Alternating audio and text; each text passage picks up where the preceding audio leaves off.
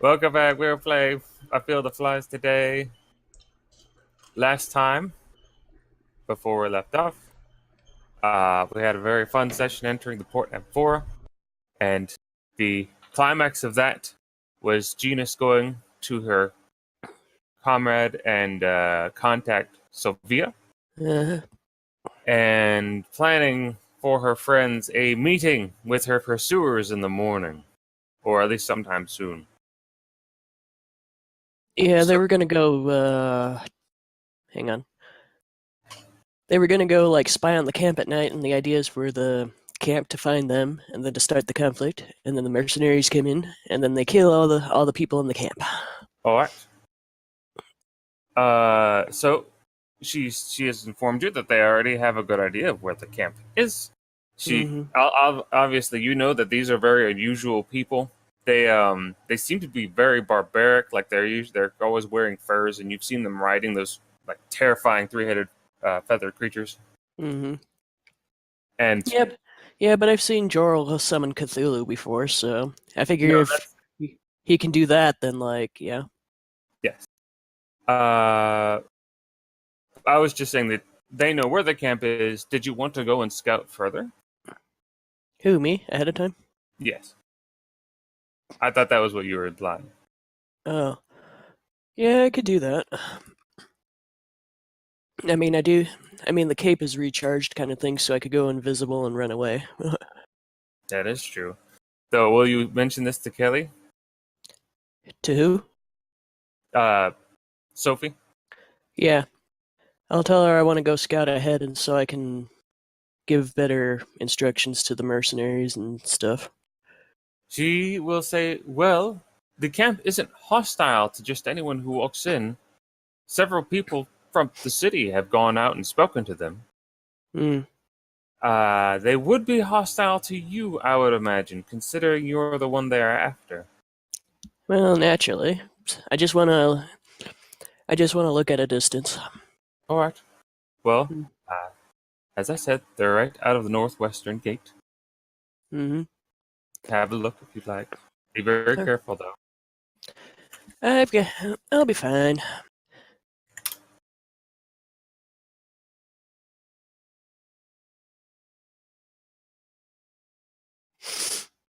All right.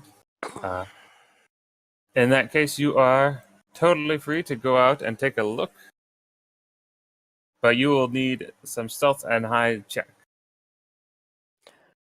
I'm pretty good with that. All right. Oop, that's what not. Now it is approaching the evening in this day, right? Natural Yes. one, natural one, natural one, Natural one. natural one. Make a stealth check. Let me find it. Okay. Oh yeah, do I still have 20 fatigue? Yes. Stealth is Five. technically agility based. 5. You just like get really low and like crawl on just your fingers. That's really good stealth. Mm-hmm. I'm happy you had that much stealth. I forgot you had that much stealth compared to your Yeah. hide. Yeah, I have Uh, 170. that's pretty good. Okay. So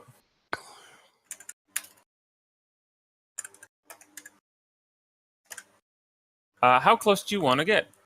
You come outside of the gate, and you can quickly detect that, or you can, from her directions, tell where they are in relationship to you. If you want to just like stay closer to the road and peer at them from like a couple hundred meters away, I want to be able to get close enough to get a good idea of the camp and memorize the layout, kind of thing. okay. Memorize the That, general layout from outside. So. all right. From the road, you can see that they are set up on a hill just back a little ways into the sparse foliage and trees.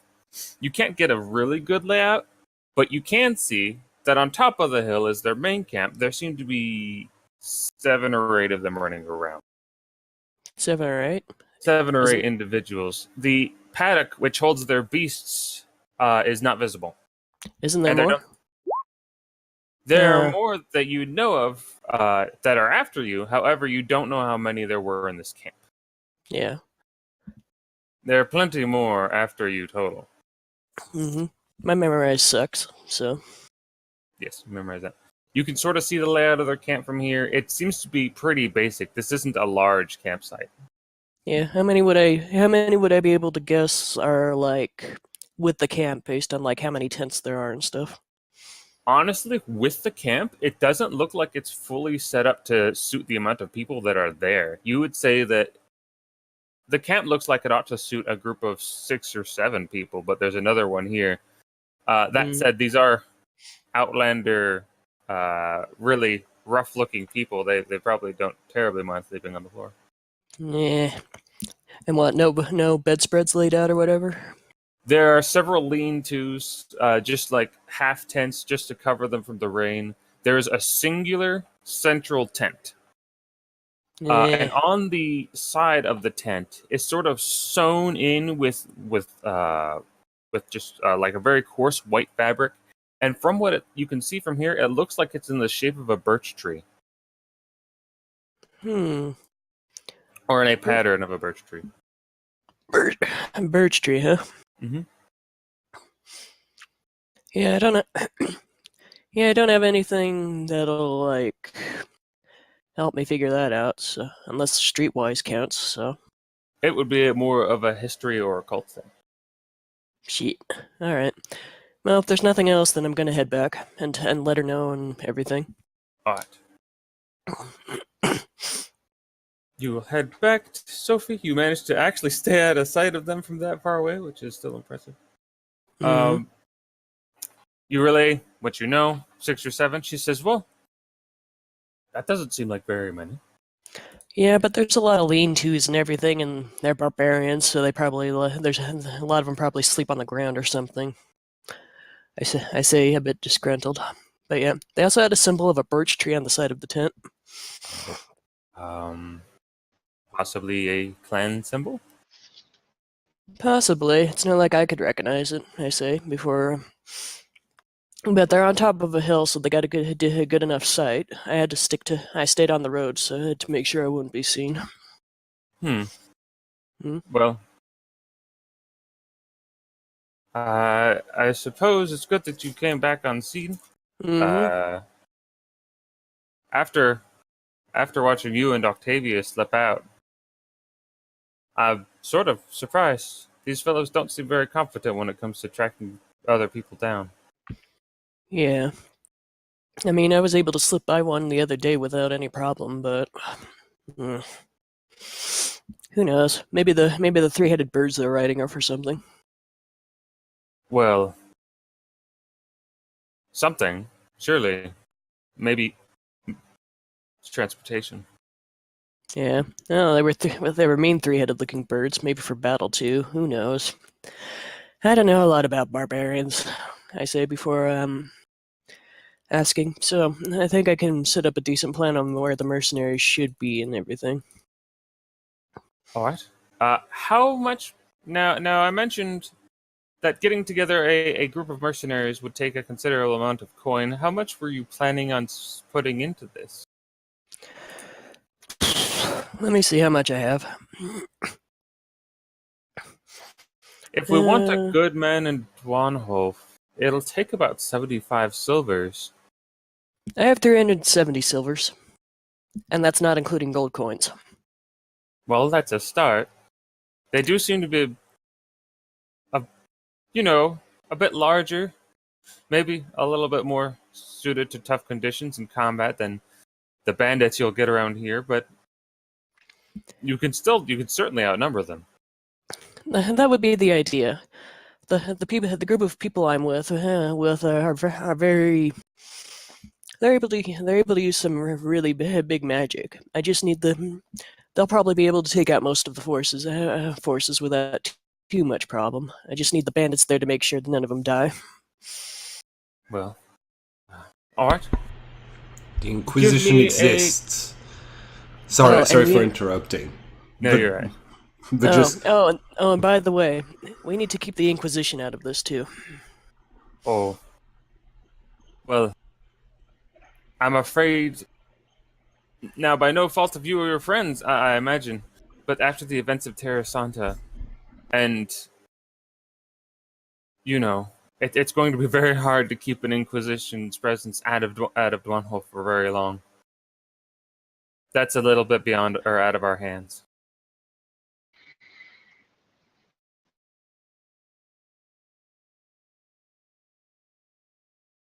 Now, I would just like a quote of how much gold you would like to spend on mercenaries.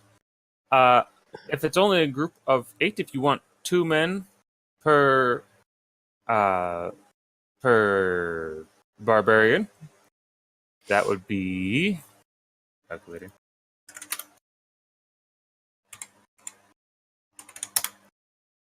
About 12 gold pieces. Now, if you want to get more than just some street fighters and common cooks, we could go a little more. I'll give you 370 gold. I'll give you 370 silver and 30 gold. Ooh, all right. That will definitely draw some attention. I will send somebody to hire the best group we can find for this amount of money. Okay, I hand over the 370 silver and the 30 gold. So Very good. Yep. Yeah, and yeah, and imagine it's gonna. Have you managed to sell the ring too? The ring? You know, the ring from the dead artisan. No, as you remember, I was going to hold on to that for a little while until news of his death got around, and the price for his item shot up. That'll take a couple of months at least. I let out a groan. Fine, but either way, I just need this group of mercenaries ready. Well,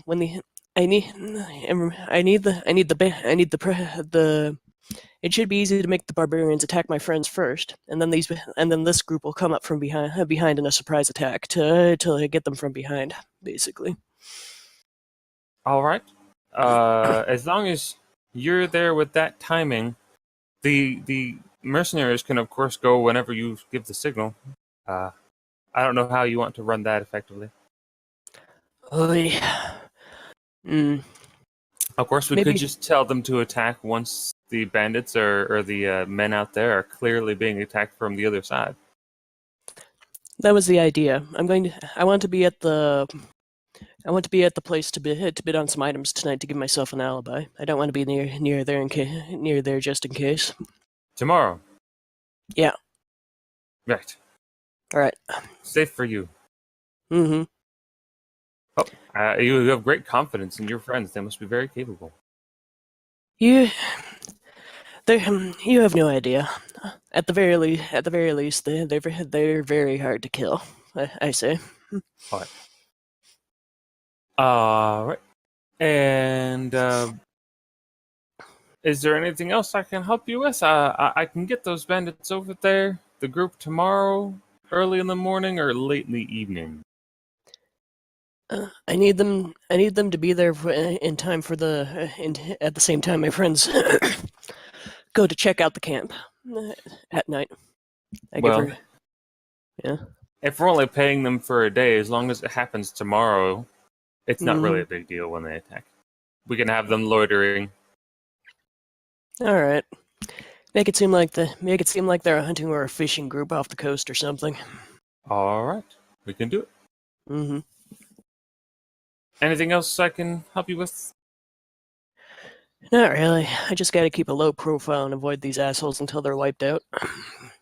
Well, as I said, you're always welcome to stay here instead of at one of the local inns, but I'm sure you'll find your way. All right. Thank you very much. You're welcome. Okay, and I slip out. All right. Now, evening is coming. Did you two, Stans or Cedric, have anything you wanted to do before the evening comes? Before the end of the day? I can't see if Stans is shaking his head. I can see you shaking your head, though. No, I'm just thinking. I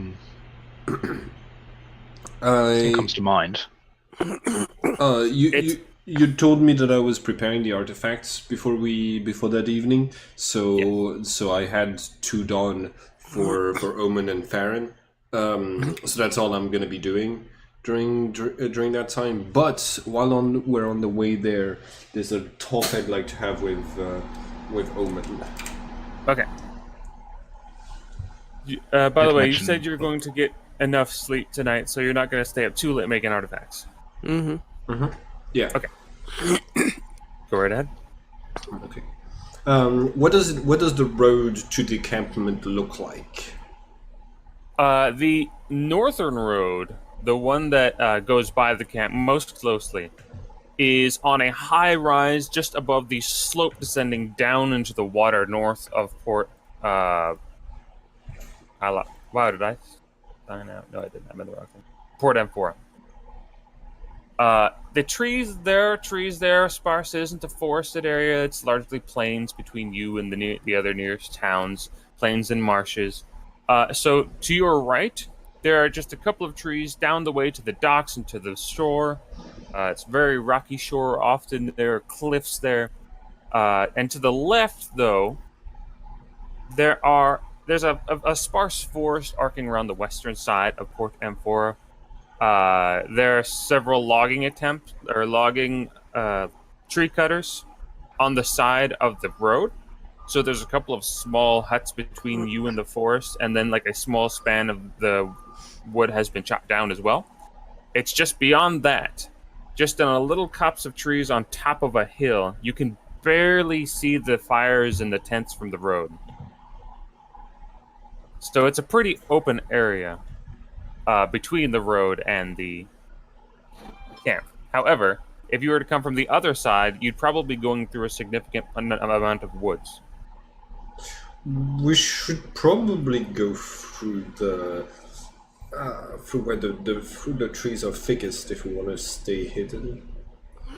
There is a gate that is actually to the southwest, which you could come out of and swoop through the woods. Omen,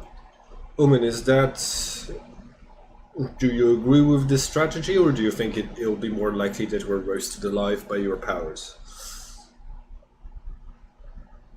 I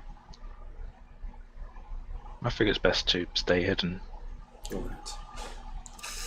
So while we're working, Droral is going to send Gabriel and Idarid like just a little bit ahead, and say, Idarid's gonna be back and Gabriel is gonna be forward because Gabriel's the stealthiest one. And I'm gonna say, I gave it a lot of thinking, and I think that Genus had a point when she was talking about what I did to the mage we encountered. I can't just decide that I'm not doing anything wrong just because I'm helping other adventurers instead of instead of deciding for myself what's right and wrong. And I've done a lot of things in my days that I regret, and Genus has pointed out that I'm still doing those things. So Aw, she's not gonna be able to hold this over him now to excuse her bad things. I'm gonna try to be more careful, and I don't think I'll be converting creatures and mages' ability to connect with magic into artifacts unless the circumstances are very dire anymore. But with all that being said and done, I think it's a good thing that I'm getting old. I've made a lot of mistakes. I don't know how to fix all of them, and maybe it's best for the next generation to take over now. Looking at some of them, I don't have that much hope. Ban is reckless and prone to destructive fits of anger, and Genus is Genus, well, I'm You starting to say trust. that like it's a bad thing. I'm starting to trust her more and more. She's proven much more trustworthy, but well, we've come a long way. But when it comes to you, well, I have a little bit more hope for next generation of mystics when I see how you handle things, Owen. So just wanted to say that to you, and I wanted to ask you a favor. I appreciate. Oh, what kind of favor? Well, I'm almost 70. My time will soon come, and even if I try to use magic to prolong my life, there's a class of creatures called Valkyries that track down people who've tried to prolong their life supernaturally. There's no escaping the final end. So, just wanted to ask if when something happens to me, when I die, could I trust you to help my familiars? Ethered would probably need to travel to a place where she could lay her roots, a place that would be where she would be safe from the Inquisition. And Gabriel, well, she's Oh god, it's like the end of Old Yeller. Gabriel's probably going to have to keep moving. She traveled with me a lot before she became a supernatural creature, so she's known a lot around the place, and well, that's why we move around a lot. Of course, if something happens to you, I'll take care of Farron. This is all. Trying to hum the Land Before Time theme when Littlefoot's mom died. Oh no! It's not sad yet. Yeah, but it's getting there. Something got you worried, Joel? Hmm? Seems pretty dour for you. Well, he's gonna die for sure now that he's done the I mode speech and everything. I know, yeah. Any I'm pictures of your family will retiring show. in 1 week. I'm I've got a wife and family. yeah, it's I'm 2 weeks away from retirement. My daughter is about to go to college, and it's almost my wife's anniversary. Me and my wife's anniversary, and we just got a puppy, and my health came back all great. I'm just saying, you young adventurers don't think about things like this, but it's something that I'm preoccupied with. Actually, Genus does a lot. That's why she just does whatever so she can live it up. Be a hedonist. And anyways, you're not here for this dramatic scene. It's the little Genus voice in the back of your head. You know, it's all the bad thought. It's that just one. all the. It's all the. It's Most just people all the call that bad. their bad conscious, like you on the Yeah. shoulder, like. Yeah, it's all the. It's your typical bad conscience, but it has Genus's voice now since she fits that role perfectly. Just for everyone. Yeah, Everyone has a penis. yeah. We're all genius deep inside. Honestly, I hadn't really thought about any of that, but yeah, I promise I'll take care of them. Yeah. Alright. Thank Won't you. as long as I'm here. Thank you very much, Owen. Can I ask you a question? Yes. Return. Apart from have a lot of ties to the supernatural, if you, like, for example, like if you lost your powers the same way Abigail did, what do you think would be different? Like, what else would you have? I think I could still make some artifacts, and I could still make a pretty good stew. Yeah, but you're in a but it's old man cooking, so everything would. That's not a very long list, but it's something. Yes, well, I've come to rely on my knowledge of the supernatural and my ability to, and my summoning powers mostly, but also to rely on my friends and familiars. They're they're what I draw my power. They're what consists most of my power. Companions. That's where we adventurers get our strength. Never forget that. That's what I mean. What if you didn't have your familiars or us? Oh, well. I'd still have. Would I still have my summoning powers? Oh, you I'd, just powerless. So left. I'd probably retire and find a farm that needed a little bit of help and help out with my last days. I'm still pretty fit. And from then all you of this- die a week later. from all of this walking around. Yeah. He's also weirdly fast. Yeah, you've become a sprinter or something. He's an Olympic marathon runner. runner. We just have no idea how he does it at that age. Yeah. But he can't. But he's so nearsighted he can't tell a chicken from a cow. I'm also not fast when it comes to initiative. That's Yeah. Cow can. You messed with a cow. Cow. It's about to kick. Roll for initiative. 1 kick. Dies. Anyways, you I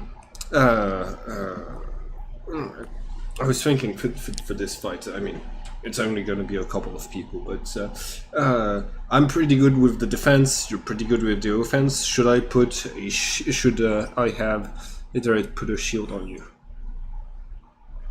I think Baron might need it more than me, All right. as usual. Okay. I'm gonna put a shield on her then. Okay.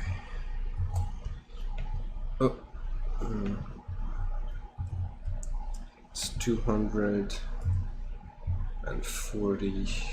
No, wait. 20. Okay. It's only 20 to maintain, that's pretty nice. 250. Okay. Also, real quick, did you level up Farron's soul form? I think I forgot again. That's okay. It Her happens. soul form is very strong, but can be stronger.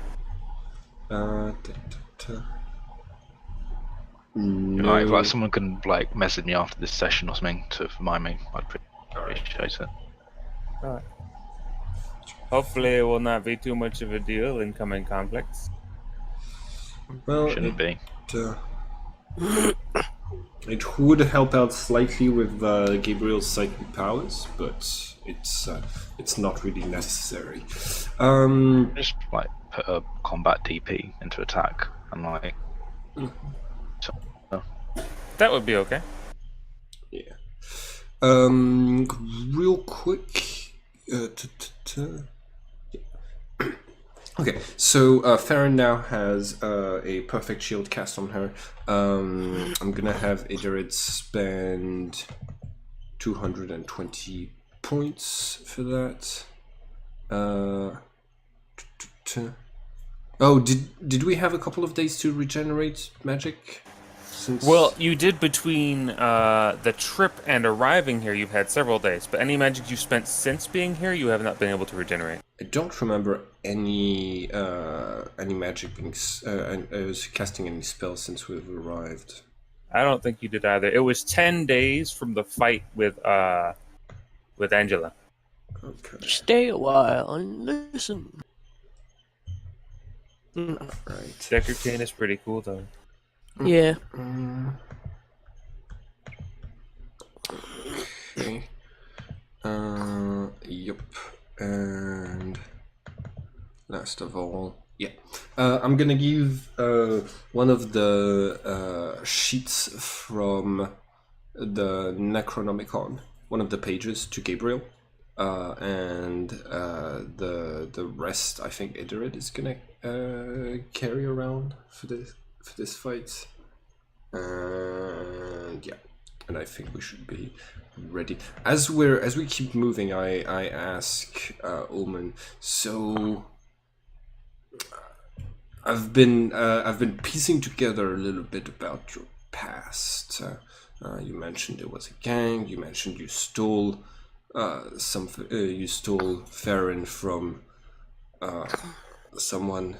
What's all this about? And don't worry, I'm not judging Don thing. We all have a past. We all have things we've done, and you, since I'm much older, have much more. I probably have many more things to regret than you. So, yeah, you can feel free to talk to me, and if and in the worst case scenario, I'll die of old age before I can reveal your whatever you're telling me. You have a dark sense of humor. Mm. There's not really much else to say other than what I already have. I mean, Vanitary, as we call ourselves, we've been doing this as most of us can remember. There aren't many ways to make money legally in one half.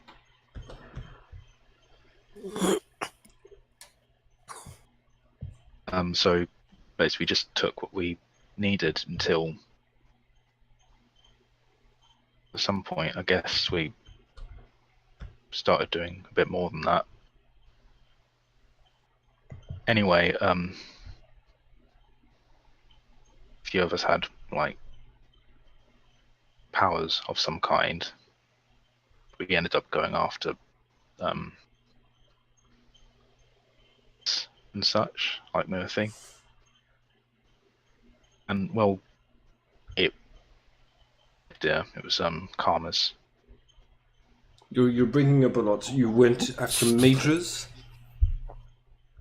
Yeah, just I guess we were kind of like genius in that sense. So we just like we take what we could get and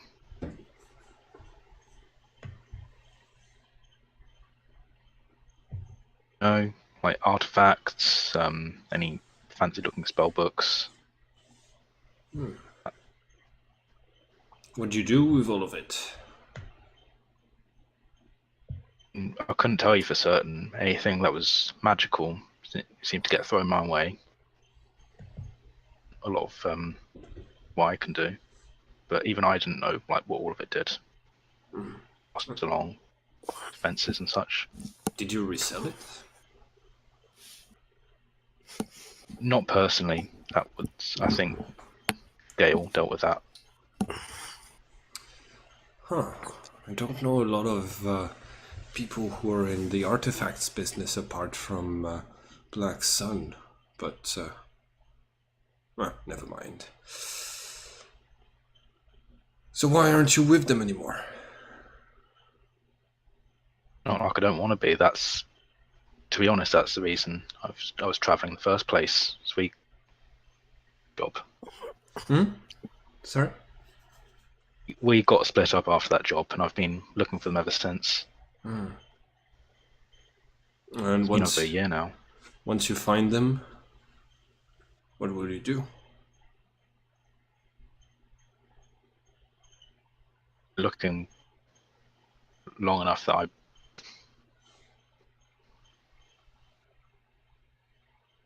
Sorry? really thought about it. I never really thought about that. Well, that's okay.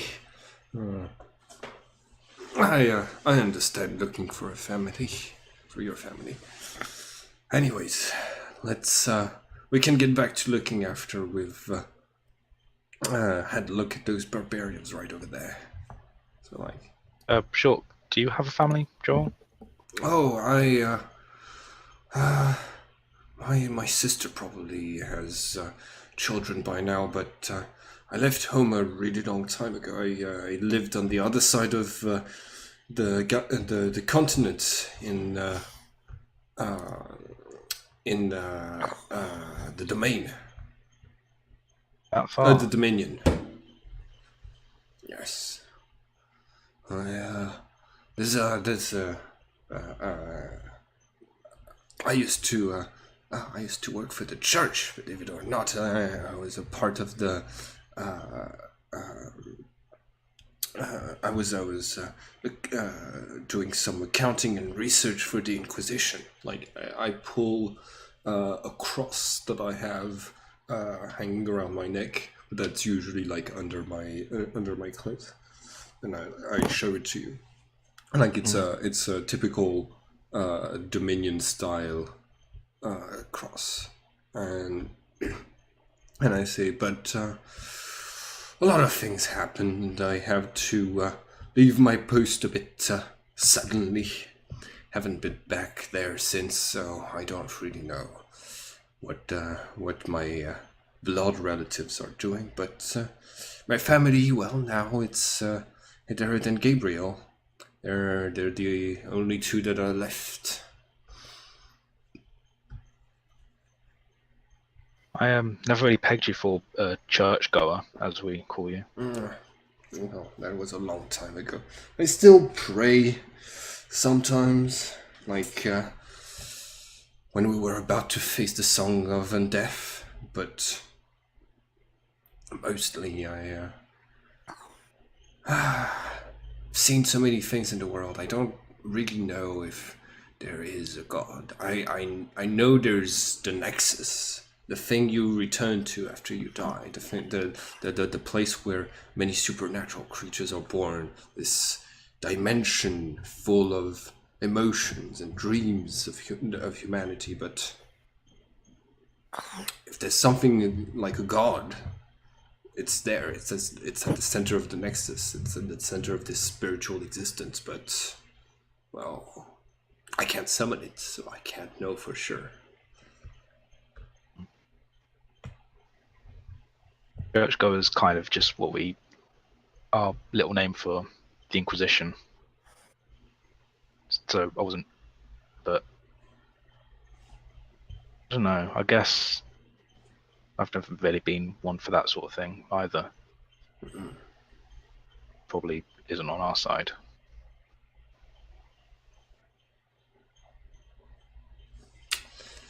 That's debatable, but well, if you have magic, the Inquisition probably doesn't think that you're on the side of God at all. So both of us are heretics, and but the church has been known to be wrong about some things. Guess so. Appleby, are we coming up on the camp? Yes. Well, wait.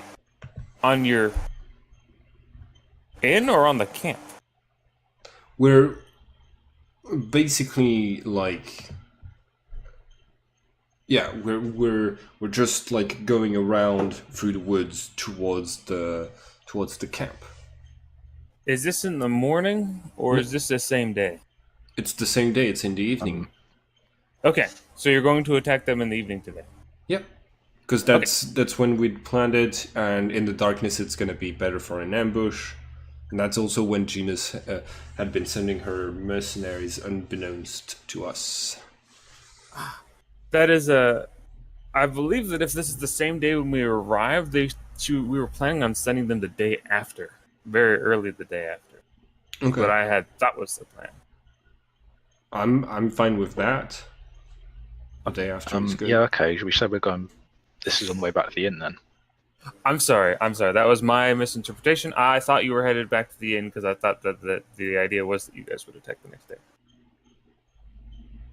Is that fine, or do you want to attack today? That's not a big problem either. As long as I've had enough time to make Omen's artifacts. Oh yes, you've had those that time. All right. In that case, do you have a preference? It is up to you. Well, like probably it just like on the same day that Omen is going to the market would make most sense if she's not coming with us. Yes, Genus is going on the market the day after today. All right, so yeah, we're gonna go the next day then. Does that Darn it, mean I muted specifically to cough. does that mean we have time to get the golden canes and I can make the artifacts for me and Idarit? Unfortunately, today is the day we arrived. Tomorrow is the day that we are supposed that we have this meeting that Genus is going to go to see the black market, and the day after that is when the canes will be finished, according okay. to the creator. All right, so later then. Yeah. Okay. Little later. Cool. All right. In that case, you settle down for the evening in your respective rooms that you've paid for. However, as you are settling, Jorl, you get a knock Okay. on your door.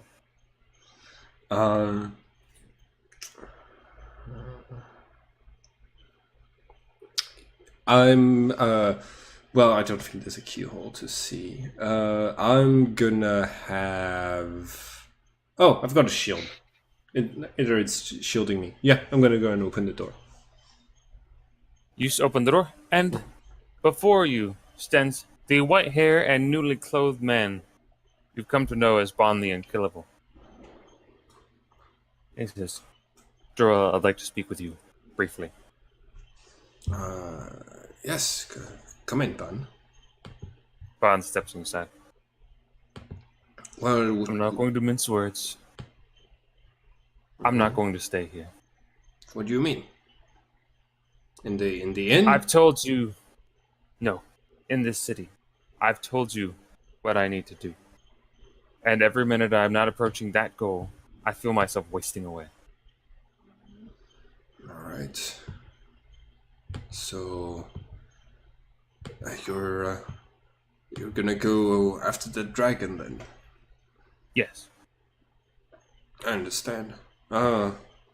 You're well. Are you going to stay long enough to say goodbye to the others, or should I tell them you're Honestly, leaving? I don't think the others will miss me, and I will not miss them. You, however, have been a good comrade, and I want you to know that I will not forget what I have promised to you, especially for giving me this lead. All right. Ban, Is there anything? yeah, I just wanted to tell you I'm not so sure that you're ready, but I hope you will be by the time you get there. I think you need to learn to control your pride and your anger a little bit more before you can be in charge of something like a dragon. But if you need help, if you need help, you can always send help to us. You can always send us a message. And I'm gonna give him the what's it called? The little soul shard that has a creature inside of it. Oh, cool. And I tell him if you break this, the creature that's inside will be charged with protecting you. But you can but I can I've talked with it a little bit, and I'm going to raise the the orders on it so that it's free to do what it wants. But I can get it to agree that it will contact me if you need to call for help. That would be useful. I just break it when you need to release the creature. Speak the message you want to speak, and it will find us. It might take some time, but it will find us. Is there anything else you can give me on the dragon? I know it's supposed to be in these mountains. You've shown me on the map. What should I look for when I... Well, I think if whatever's been guiding you up until now, your dreams or your instincts, you should try to focus on that and follow those. I suppose that's all I can do. So much better than I've had before. I'll search the entire mountain if I have. All right. Good luck. Thank you. And the same to you. I don't know why you're doing this for her, by the way. For whom? Genus. She's the one who told you to fight those men in the mountain, or on the hill. Well, we're doing this because they're Black Sun agents. Probably. Maybe so. All right. Safe travels, my friend. The same to you. And he will exit the door, and you can actually see him in the middle of the night, outside your window, just enter the street and go tearing down towards the gate. But you know he can run for a very long time, depending on if you maintain all your spells on him. I'm gonna maintain them for a while, and At a key moment, let them go. yeah, I think at some point I'll well, if I feel the spell coming undone, I'll know he's dead. That's also true. So it might be worth just paying 40 points of Xeon every day, and just to check in on whether Ban is dead or not. But he's unkillable. And he'll be fine. He'll be fine. I'm gonna like let him run for a couple of hours, and then I'm gonna. He's fine. I'd say if you let him run for like a full day, and then reduce it, he'll be like running strong, and then suddenly have 0 and fall asleep mid-run. Okay. Just a little bit then. Just a little bit. Okay. In that case, you are free to sleep. Okay. Everybody has a peaceful night's rest. Depending on how early you want to get up, you can get up and have breakfast before the inevitable fight. Genus, where are you staying tonight? I think you actually went to Sophie, like just prior to continuing your night of revelry. Yeah, another brothel. Okay. So how do you spend all night out in the city?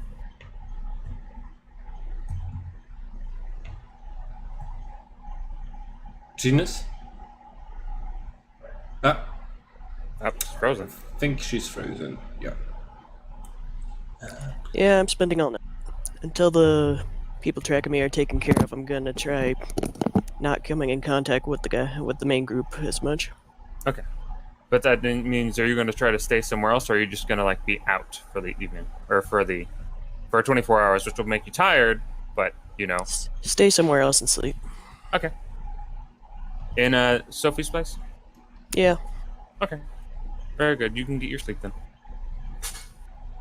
And in the morning, you will find, laying beside you where you had slept, just a little message which says, which alerts you that your mercenaries have been paid for and are en route to their location. Excellent. Tell me they're all wearing red. They're all wearing lead? Red. Bright red. Yeah. Right. Right. Unfortunately, she did not buy uniforms for them. So, Okay. though you will not see them as you approach from the southern side, they probably are not wearing red. That would cost extra. Yeah, no, they're gonna be disguised as like fishermen or whatever, you know, like camping. That's a shame. It would be nice to have Army a of bunch fishermen. of. It would be nice to have a lot of red shirts on our side. Mhm. All right. Okay. So, do you journey out of the city? Yeah. The early morning is not near so busy in Port M4 as you have seen throughout the day, throughout your visit here yesterday. Though there are still people around, there are still guards, mercenary guards, as you know. And as you enter or exit the southern gate, they do give you an unusual eye for traveling out of the gate on foot, just yourselves, obviously without your full gear that you would take for traveling, like all of your food things. But you're fine to travel outside of the gate. There's no law against it.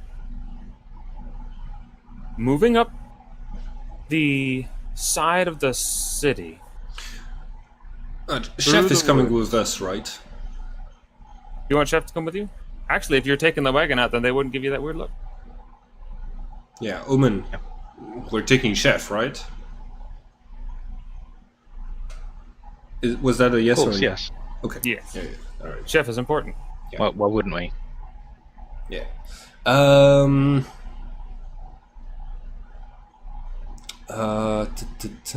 Wait. Oh, 1 day's passed. One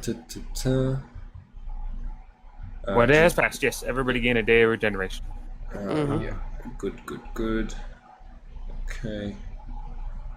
So I regain. So I cast that spell, that shield spell on you yesterday, on Farron yesterday. So I can regain some Xeon. I'm back at full. Okay. Yeah. So real quick, since we're okay, so we're heading south. What was the thing that I wanted to?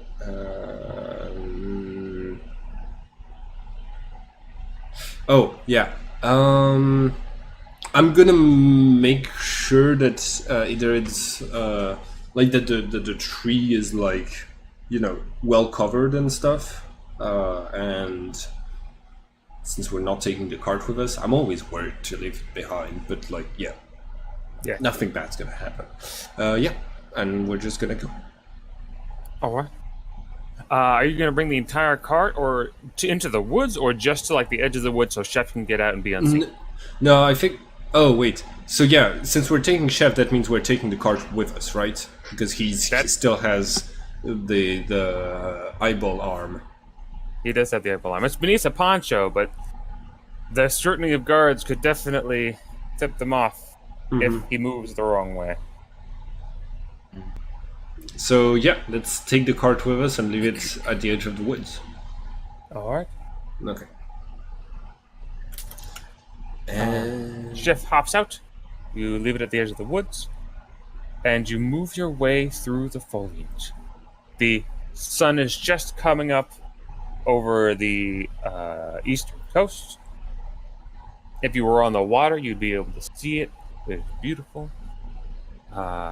Right now, all you see is the faint light on tops of the trees.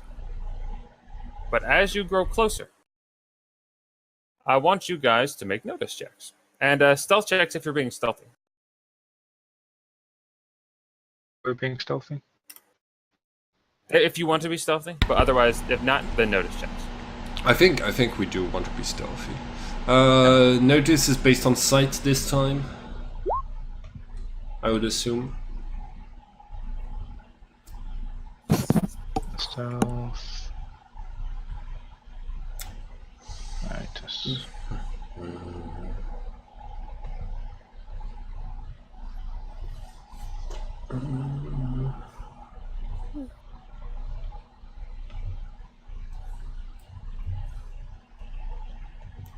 Alright, those are decently good scores. I am untrained in stealth, but yeah. Look, I did a 69 and you did 96. Nice. Sweet. Now, you are moving through these woodlands. It's still pretty early, like I said. Still pretty dim lights. You get like the faintest sight of fire ahead, several a decent distance ahead, a running distance ahead, and that is when suddenly the squawking of birds fills your ears, and all of the birds and all of the trees around you uh, take flight and rise into the air. And that is, if you want to make an animals check, a surprise to you as well. You want us to make a what check? If anyone has animals, they can make an animals check. Uh, I think so.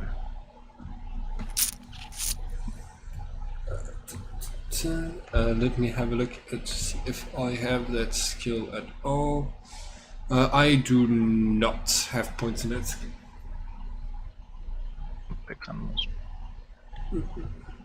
Oh, give me 1 second. Maybe either it does, which would make sense. Yes! 36. All right. You have animals, so that's nice. nice. You can sort of gauge that as unusual. Okay. However, as the birds take flight, you still don't have visual on the camp, and nothing else happens. Do you Alright. continue onward? I think so, yeah. All right.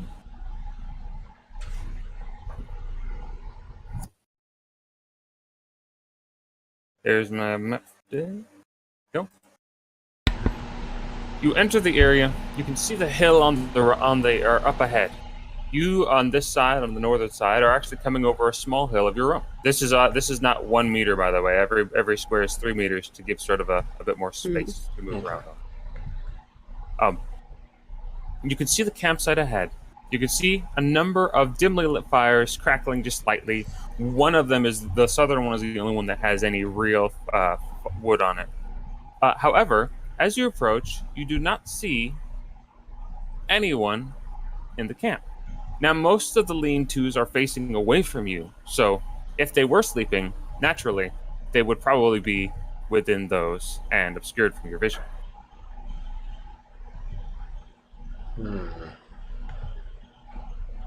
Hmm.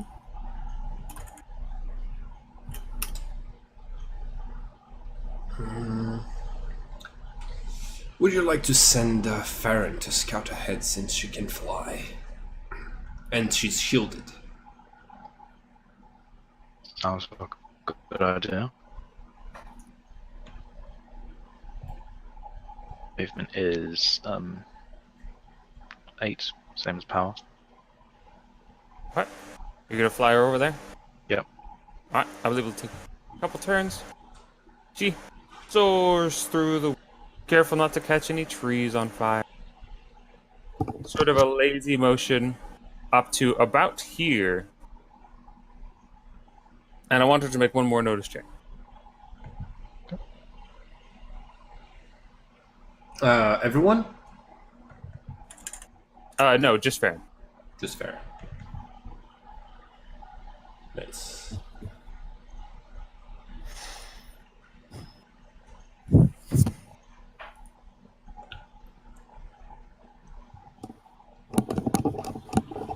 $115. Appleby? 115 is pretty good. However...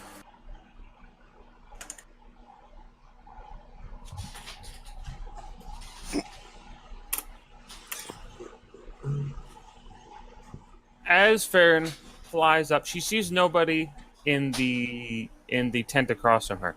She does not see anyone in this. This actually seems to be where they're storing firewood, and this tent is still sort of out of her vision.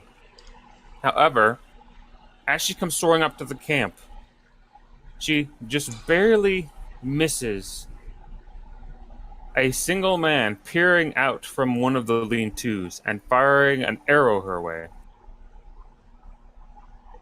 Right here. Ooh. She will need to make a defense against that. 240. She has that defense, yeah. Be right back. Alright.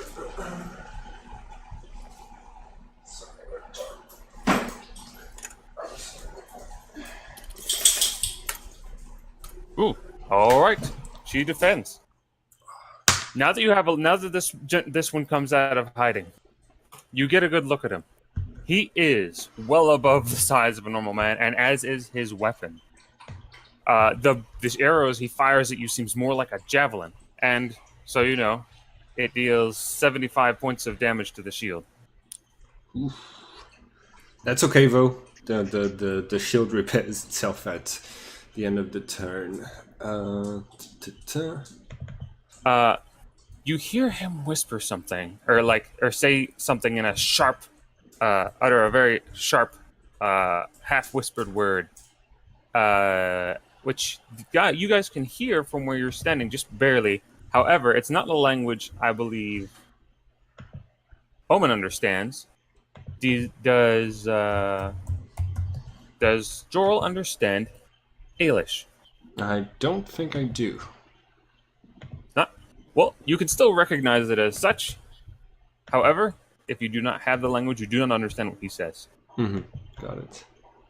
And immediately as he does this, others peer around the edges of their tents, readying bows and arrows. However, as they do this, we will enter initiative. So it will not necessarily be on the same turn as this last arrow.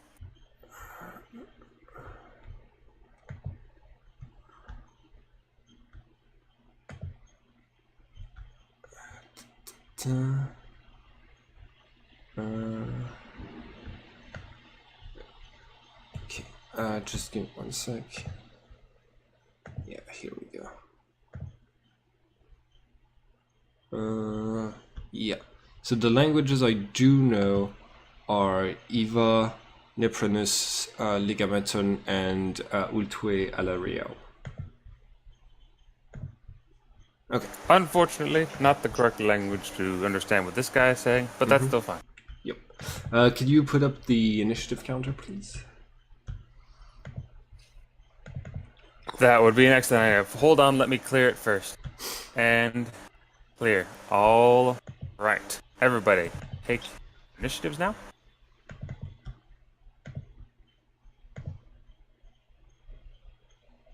Oh, also, Farron, you can see from this vantage point that directly to the south, nestled into the trees, seems to be a sort of ramshackle stable paddock. And in there are two very large beasts covered in blue feathers, heavy wings curled against their backs. They seem to be facing away from the camp. Oh, where are they? Yes. They're not on the map right now. They're south here. Oh, okay, yeah. Down So, okay. Can I identify them as Mara Griffins? You cannot see them from where you are. Oh yeah. I forgot Farron wasn't quite familiar. I'm sorry. Can Farron describe them to Omen, and then Omen can tell you? I mean, like we're in the middle of combat now, so I don't think. Yeah. Yeah. Okay. Yep. What's Omen's initiative? That's good. I remember. Oh yeah, Omen. I don't. I think Omen rolled before the initiative order was up. My bad. And would you roll again?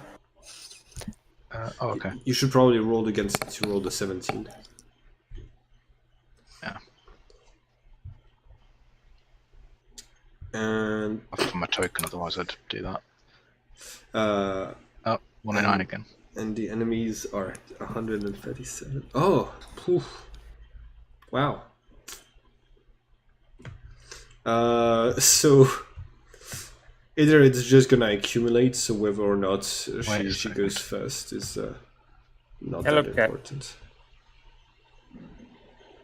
All right.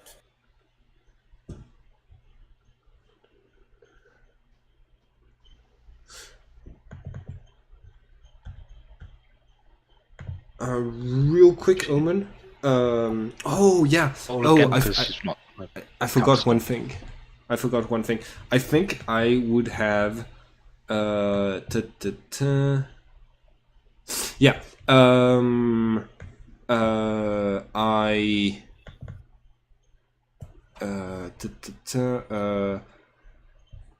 I'm sorry. I forgot. Gabriel would have put some more powers on. Yeah. On Omen. So real quick, you do you remember you've had a plus 80 to initiative from the increased reaction Gabriel was giving you? Did you count that for? I did. Okay, cool. I did not count that. No. Oh, you did not count that? All right, it's gonna be there for a while. You may add 80. Oh, there you go. Good. And that means Omen's verse. Okay. That's the sheet. And I'm also giving you psychokinetic armor, so you have an 80 of 8 against physical attacks. Of how much against physical? 8. Okay, I'll take that. And I am not activating a bonus to dexterity because I don't have enough points to do that. Okay, cool. After you. Cool. Well, I'm about from that. From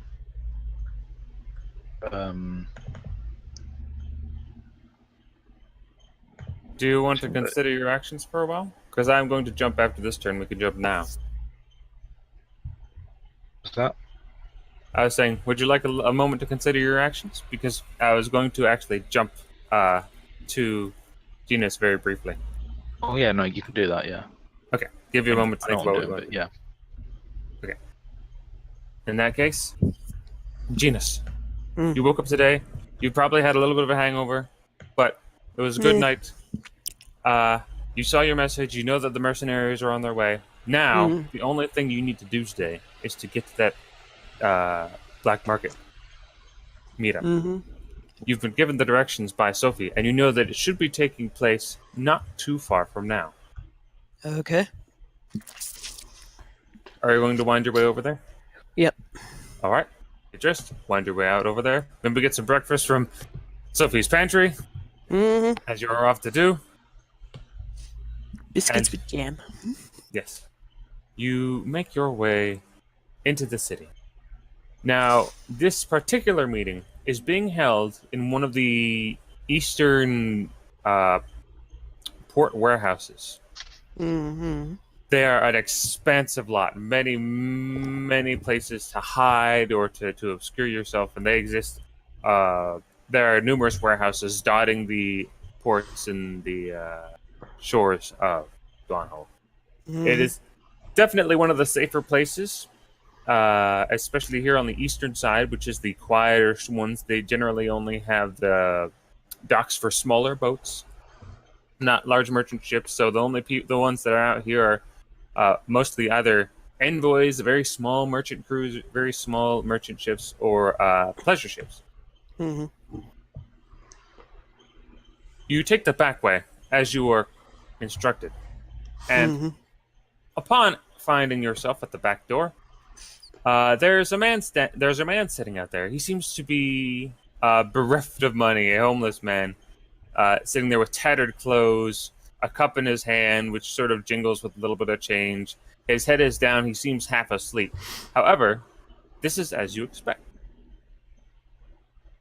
Okay. And you know that if you want to get in, you have to put a golden coin in his cup. Mm-hmm. And to say, for the kids, Ronnie. I do so. All right. You slide a golden coin into his cup. He jingles it, smiles, and taps the door a few times with his knuckle. And it cracks open.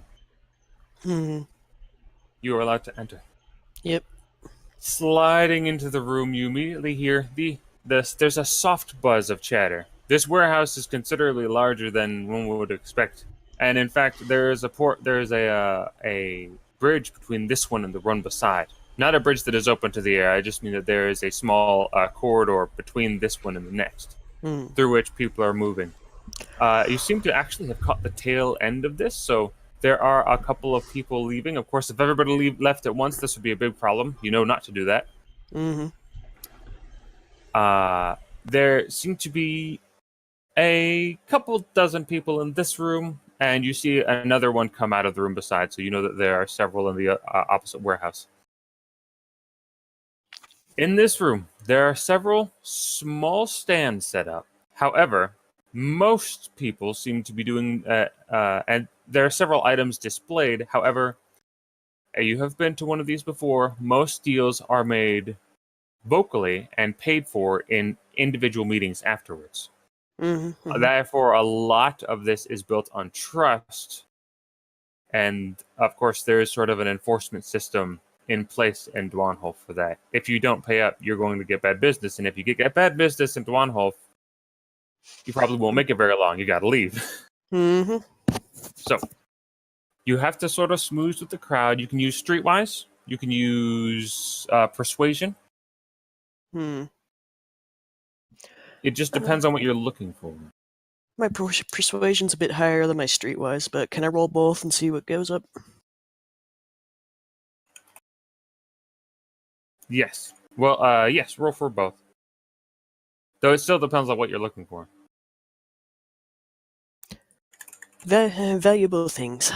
Things that are artifacts, valuables, the like.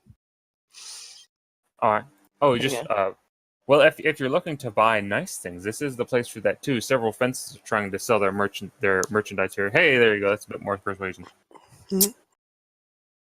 Yeah, I want to see what's if you're available. looking for artifacts, Yeah. Okay. Yeah. Now, contrary to many places, artifacts are not unheard of.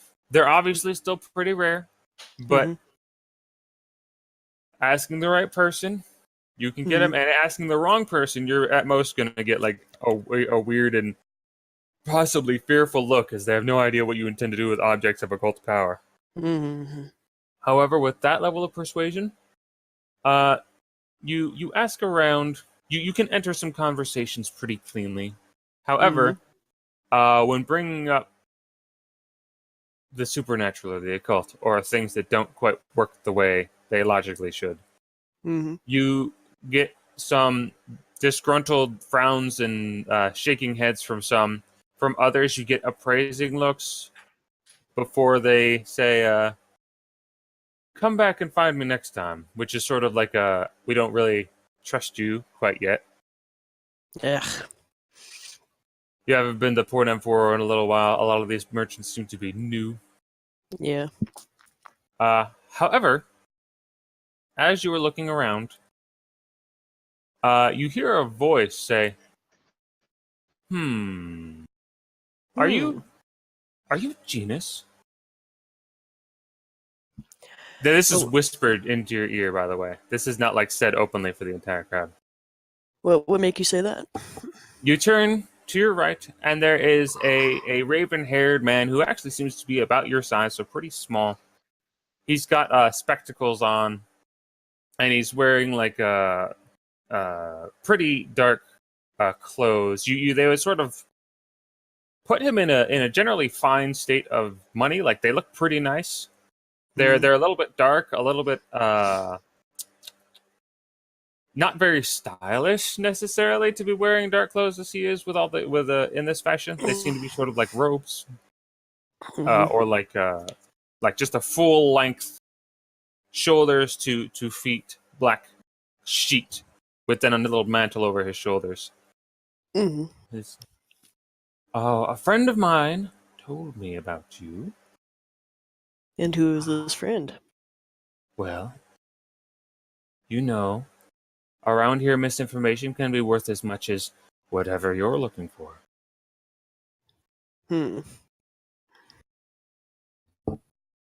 Can I... Only bad things, I have to say. He smiles, though. Yeah. Well, all right. So, you have something for me? Yes. Well, first of all, I believe you have something for me too. Wait, what do I have for him? He's as you give him a confused look, he says, "Well, I'll show you what I have, but first I'll let you know that I am not in the market for gold. I'm in the market for information." Ah, all right. So I suppose we could talk someplace a bit more. Well, actually, I could. Actually, I do have the thing where I could whisper to him, and no one can listen in. You do have that. Yeah. Okay. I can trade in information.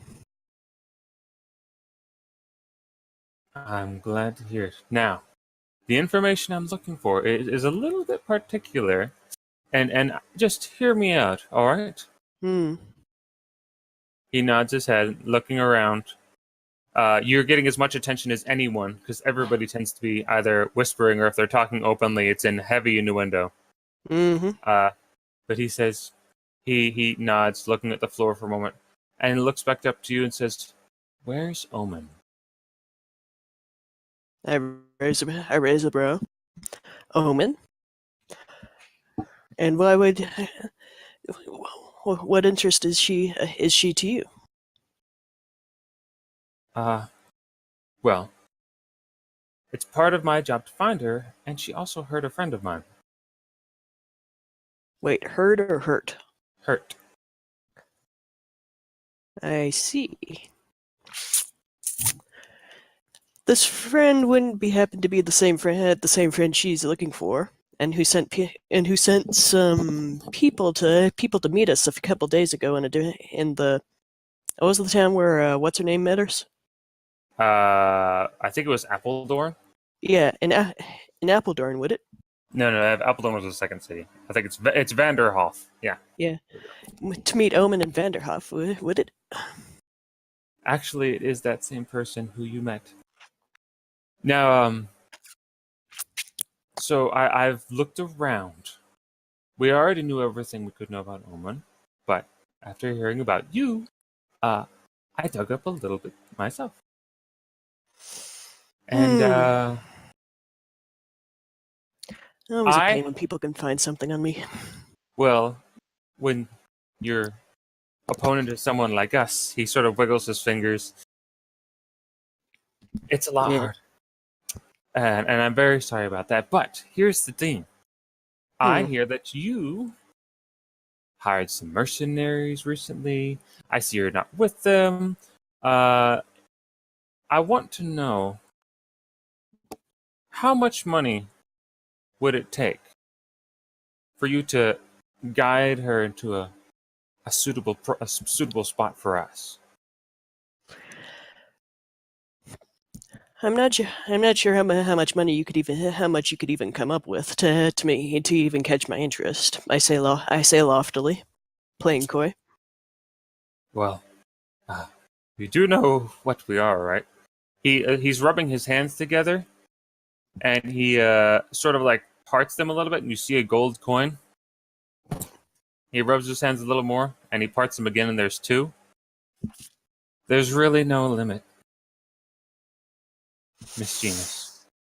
We need to find and capture that girl.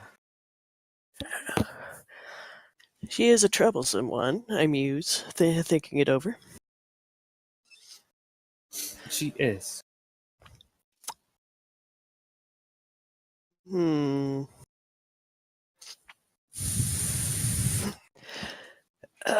This is so tempting. I don't say this aloud, but it's like I'm at a quandary now.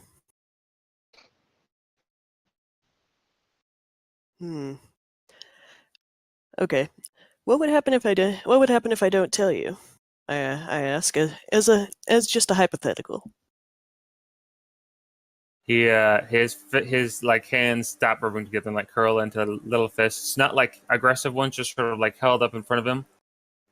Well, admittedly, I can't have you going back to her and warning her that we are in the city. Clearly. So, I would have to have you either detained or evacuated from the area, and the second one is really hard to do. It's a lot of resources to make sure somebody leaves the principality. Also, The just between you and me, I'm principality. aware that you had a hand in what happened to that friend of mine. So, such a thing would be a grace more than I admit what I would really want to give you. They attacked first. I say, waving it off before saying, but I certainly do accept your offer. Oh, you do? All right. Hmm. Well, let's see. What is your price? Hmm.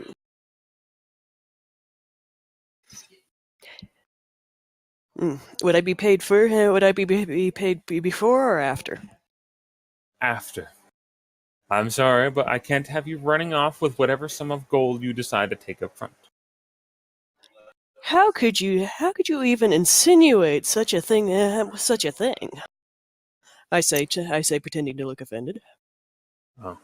Hmm. As I have said, those my specific capabilities are quite good at digging up information, and they have a history, machinist. Oh, come now. You can't believe everything you hear. Well, I But didn't still, really hear any of it. either way, I can say. Either way, she thinks for a moment. 5,000 gold. That sounds reasonable. He smiles. I'm sure Mirathi will happily part with that for what Omen has taken. Darn. I should have asked for more then. I mused to myself. But very well. 5,000 gold. Now, this means that you will not have your other companion present. What, the old man? Yes, he cannot be present if we are going to capture Omen. Understood. Very good. In that case, do you know where you are headed next with your group? Do I know? You guys haven't discussed. We haven't discussed where we're heading next, honestly. Well, Yeah. Just for a sense of scale, 5,000 gold coins is exactly the price of one cannon. One cannon? Yeah. I don't need a cannon. What else Yeah. can I buy?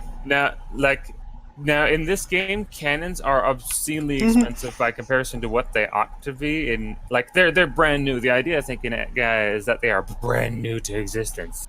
Ooh. Okay. However, another thing you could buy, a good palace. You could buy 20 heavy ballistas. Yes. Yeah. You Excellent. could buy. Well, no, I don't know. That's a great one. You could hire An army? not an army, but let's Oh. see. You can hire. I mean, you could Could I have hire. 100 assassins? You could definitely hire an army. Yeah. Well, those are level 0 thieves. But if you wanted to, you could hire 100 mercenaries, all of the same level you were when you started the game. So 100 people as powerful Level as 5. you at the start of the game. Yeah, level 5 For one day. for one day. But that would be very awesome. That would be very. That'd be enough. Yes, that'd be enough. Especially if one of them was Jorl. Yeah. Excellent. So yes, this is more wealth than you have ever truly imagined having. Well, maybe not imagined. I'm not going to put a limit on your imagination, but expected to have from any one job. Well, you're going to have to give us a note about that. However, in the meantime, note that we'll be standing by, and here. What? He slides over to you what seems to be a tiny. You first expected to be a locket. However, you find that it is, in fact, you open it, a little pocket watch, Okay. which is already kind of an expensive trinket. Now, don't run off with this. I can track it for miles and miles. However, tap the top 3 times, Mm-hmm. and we'll know it's time to come in with your money. Okay. So basically, I'm to get her alone, and then I tap it 3 times, and then you'll just show up. Mhm. Understood. In the meantime, it is honestly useful as a watch. It keeps time perfectly by magical gears. So, if Hmm. Omen asks, she'll doubtlessly be able to sense its potential too. Just tell her it's a good way to tell time. Yeah. Understood. They knew I was coming to the black market tonight to find items anyway, so... Oh, don't let the old man touch it. Oh, no problem. That shan't be a problem. Good. I'm glad you've been so agreeable. It is truly a wonder to find such forward thinking and all around pleasant, ungifted folk to speak to. Oh, of course. Of course. After all, money is my top priority, I say as I put the watch in my pocket. In that case, I will not deter you any further. Feel free to continue. I don't really know if anyone here has anything magical. He sort of frowns a little. I mean, other than peddling fakes. Of course, I sigh before giving a light shake of my head. Either way, I'm sure I can still find something here. He All right. nods his head, and you see him take his leave. He Mhm. walks out the door quietly.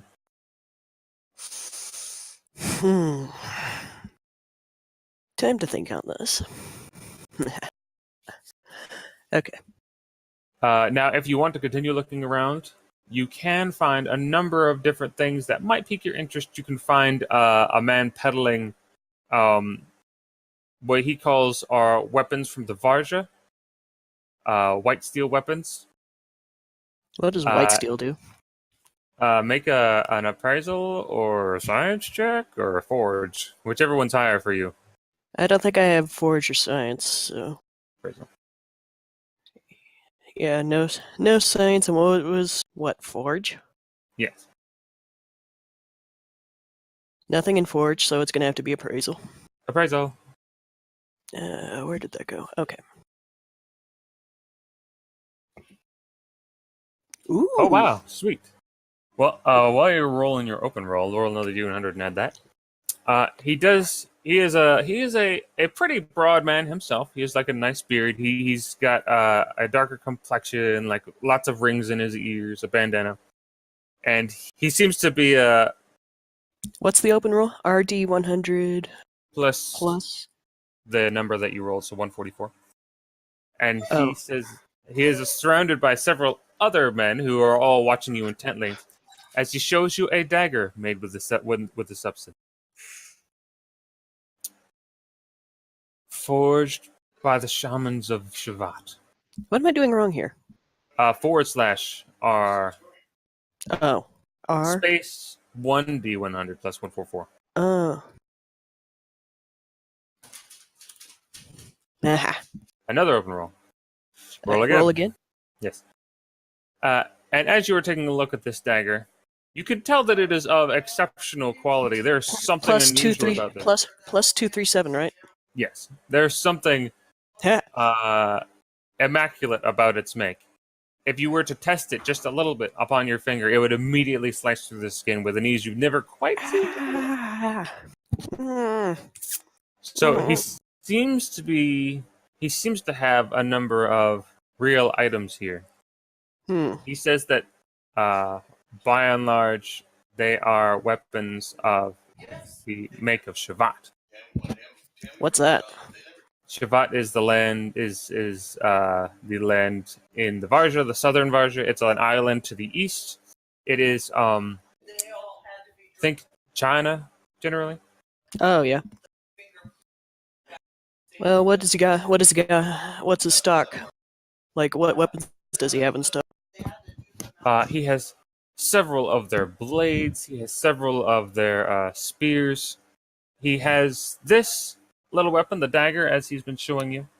Ooh. He does. He also has one which has been made into a quarterstaff, halberd, and then just a variety of knives. What does Omen and Jorl use for weapons? They don't use weapons. Not even the quarterstaff. Well, the quarterstaff would still be heavily enchantable. You've learned from Jorl. Hmm. Considering they paid for stupid gold ones. Which would arguably be +10. Hmm. You don't know what the quality will do to pure gold. Indeed. How much were the quarterstaff and the dagger together? Quarterstaff is.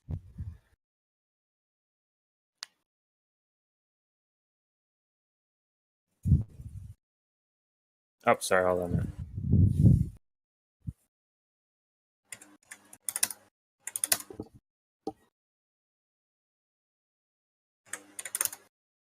The quarterstaff and the sword will be about 600 gold between the two of them.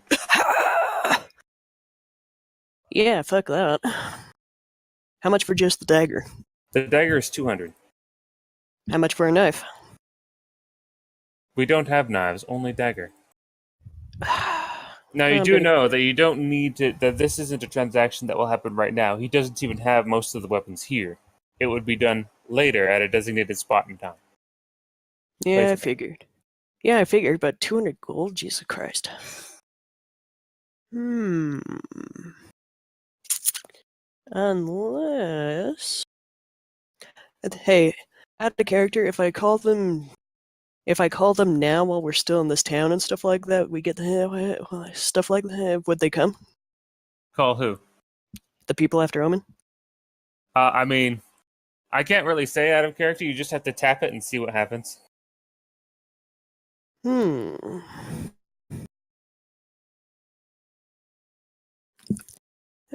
I think on this, and I lean in a bit closer. I may or may not have a big payday coming up in the next couple of days. Well, may or may not does not help you, miss. When we I make a know. meeting, you'll need to be there with the money. Well, I can always ask Sophie for a loan. If this goes tits up, I think to myself. Hmm. All right. The quarterstaff and the dagger. Do you wish to take the dagger now? Best not, just in case. Very well. I don't Place and time? want any hard feelings. So That's a good idea. yeah. Now, place and time. If you would like to come aboard our vessel, that would be the easiest for us, but I don't know if you would feel comfortable on a vessel of pirates. Yeah, I can't say I do. I think for a moment of the places that are in town. What do I think would be a good place in town? Well, Sophie's place is always secure. However, you notice there are plenty of other warehouses. Use a streetwise check for anything else. Uh,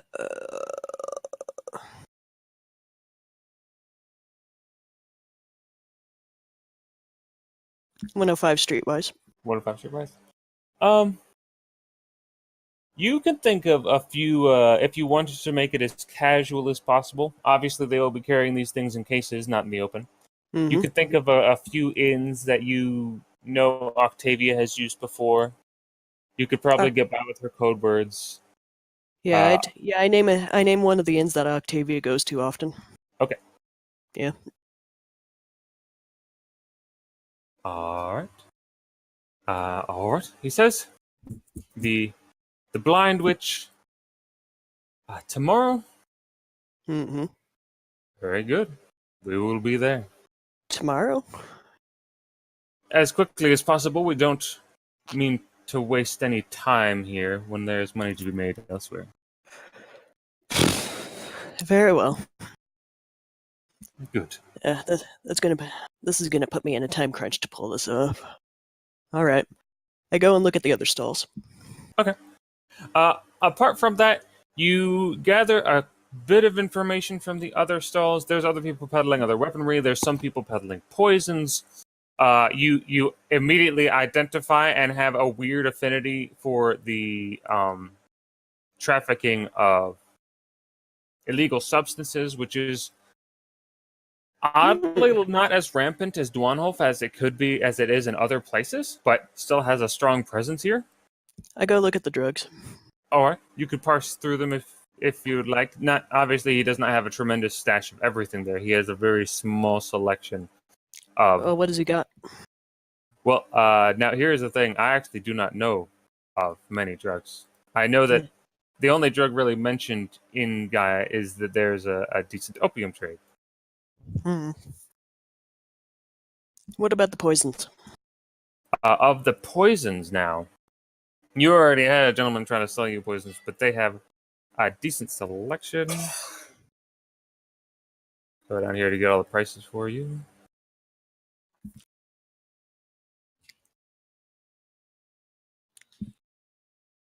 They have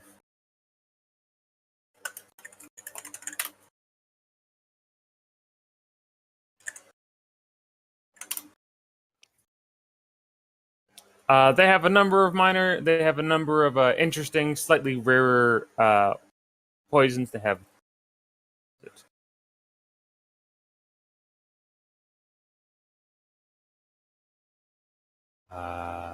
you see a number of the ones that you recognize. You see a number of the ones. The rarest one that you immediately notice is Al Baladin, which is from a faraway land, but that's not hard to get here. In Dwanhof.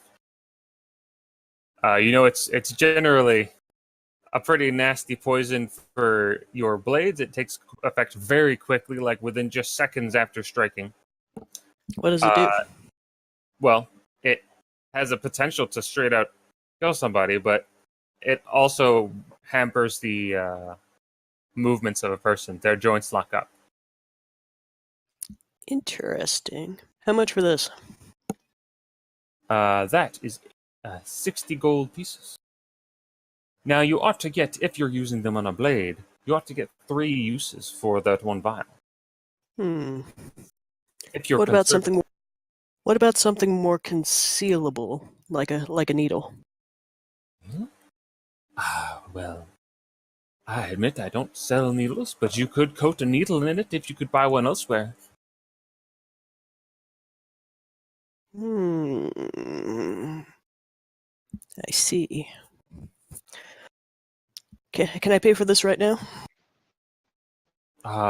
This is my sample cup, but nobody's really going to want to try it out, so certainly. Yeah. How much in the sample cup? Well, the sample vial, like you said, is the same. The whole vial will get you 3 uses. Okay. I'll pay 60 gold for that right now. All right. Pay 60? Yeah. You now have a vial of Al Baladin, and I'll post that so you can write it. I'm going to need that 5,000 gold. A lot. 5,000 gold will be really helpful for you. Yeah. But I have ideas. All right. Are you going to take a look at any of the other ones? He has some of the basic ones. Like I said, he has some Belladonna. He has some Thalion. He has some of the ones that you recognize are more like just things you could probably find around pretty easily. There's something which you could find. Does he have any in a quick dissolving powder form? Let's see. Well, quick dissolving or activates quickly and is in powdered form. Quick dissolving, so that it can't be seen immediately. Well, he has something of the like. He sort of takes out this little pouch. It's they call it the Salt of Saturn. Salt Now, of Saturn. depending on what you're looking for, this may be it. It acts very quickly, or quickly for an ingested item. Hmm. It's not 100% guaranteed unless you put a lot of it into a drink or onto food even. But it can cause the person who takes it great pain and even blind them for an extended period of time, How from much? days to weeks. Well, a single pouch is a single use, and it is 5 gold. I'm just short. I'm just short unless you want to trade. What do you have to trade? I take a well from my inventory. I have the valuable book with only 5 pages used, the foot mirror, and the smoking pipe. Which would interest him? Or the crossbow, the expensive crossbow. He looks at all of them and shakes his head. He says, "Now, I'm sure that I could probably sell these for the price you're looking for, but what I'm here, this is a black market transaction, so I don't want anything that can be traced. I want either gems, gold, or gold coins. Anything that is immediate to profit." I give a soft huff. Well, how are you gonna trace a smoking pipe? But either way. Somebody may have lost a smoking pipe. I don't know. They're not exactly the most common thing in the world. Well, where I got this from, nobody's going to come looking. Where I got these from, no one's going to come looking for it. Do you have a persuasion check for that? Let me see.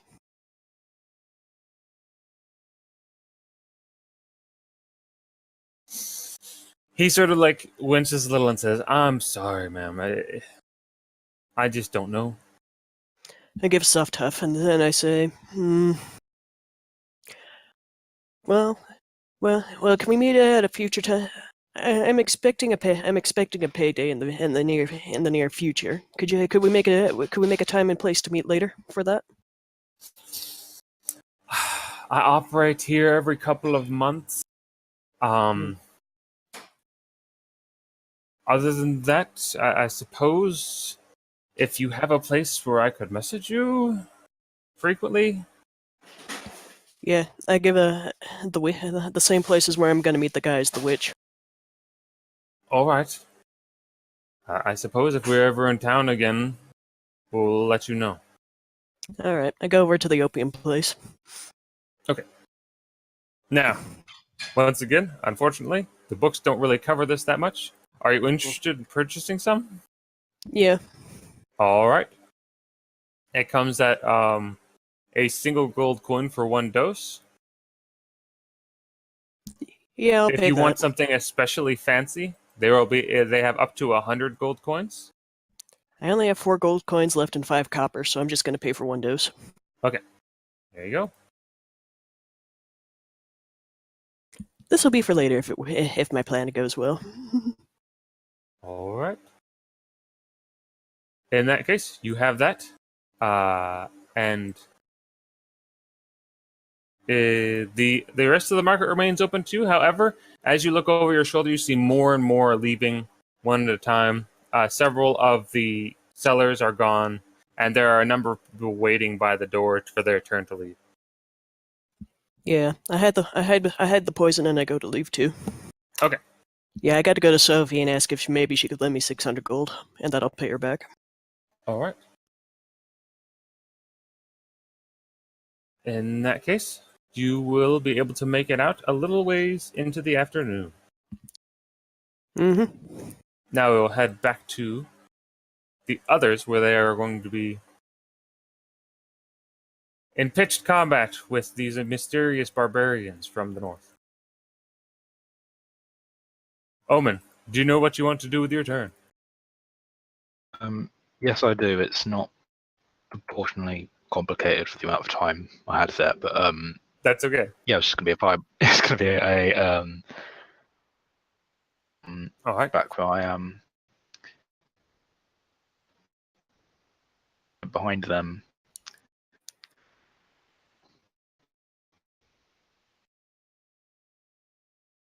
Sure, I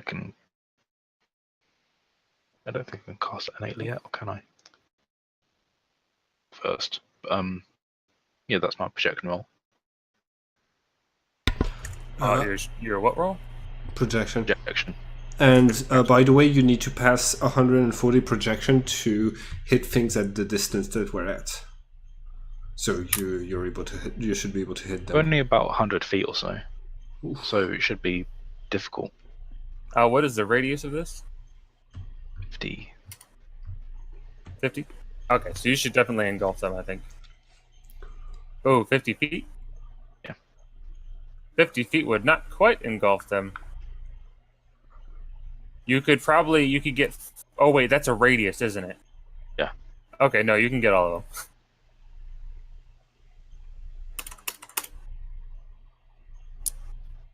Oh, it's in meters, isn't it? So, Yeah, it's in the meters. Um, But that's should still be more than enough to hit the entire group, yeah. Alright. That's 190, so... The fireball strikes the back of the camp. You see them dive out of the way with a surprisingly lithe motion. Most of them getting away with only light burns or barely scathed at all. In fact, the very last one to hit the deck, all of these guys have to dive out of the explosion radius to fully get the benefit of to not take huge penalties. This last one hits the deck. The arrow's still notched in his bow, and he actually gets to fire it at you from where he is, so he takes a penalty for the range. oh.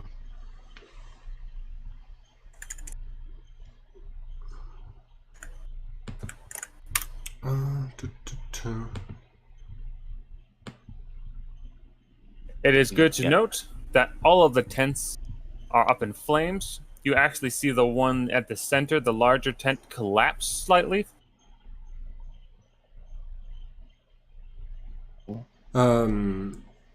Also, is it the morning, or is it still It night? is still early morning for you guys. Okay. Like the shooter has a -10 since he moved more than one. Since he moved a fourth of his movement value. That is also true. But you have a shield on Omen, don't you? Yeah. So you were don't worry about it, Omen. You didn't need to dodge. You could dodge for fun because it's like you saw it coming and you thought you needed to jump out of the way, but really it's Jorel who's defending. Yeah. Okay. 174 defense. Okay. 24. And around this time, you can hear off in the distance, behind the group, a number of men giving valiant, loud yells of as they come closer from the opposite side. Oh shit! They have reinforcements. Oh. They seem to be pretty far off.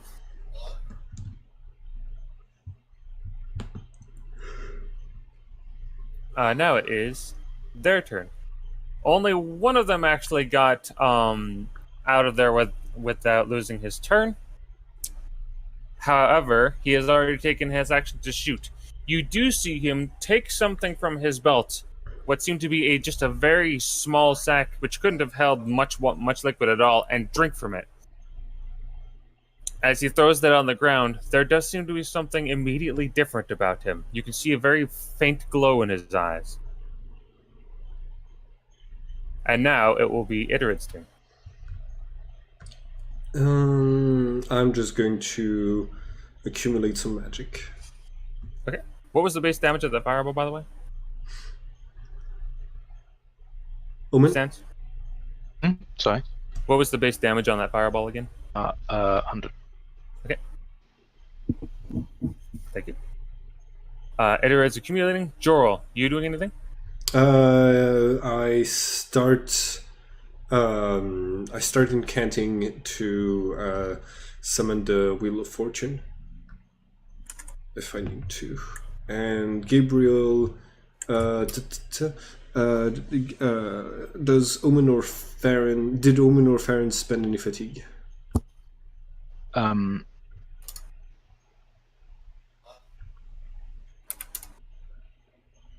Because that defense roll didn't count. Hmm. The defense roll didn't count, so no. Okay. All right. Potential. Wait. Why doesn't it count the plus 20? Ugh. Right. I get 40. No, wait, I'm casting this on myself, so just 20. Okay. 273. Yeah. Okay. Oh, no, I've got plus 50. That's 320. That's 440. So, okay, cool. I was just recasting Imbue so that I'm able to maintain powers at so that I'm able to give more fatigue points per turn. Cool. That's all that Gabriel's gonna do, and then it's Farron's turn. All right. Farron, it is your turn. Cool. Farron is going to transform into sulfur. Okay. And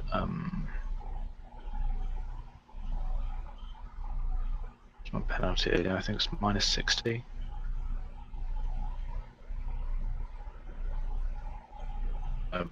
Ranged attacks anyway, so it shouldn't matter. Add this one on the right. You gonna make an attacks on that one?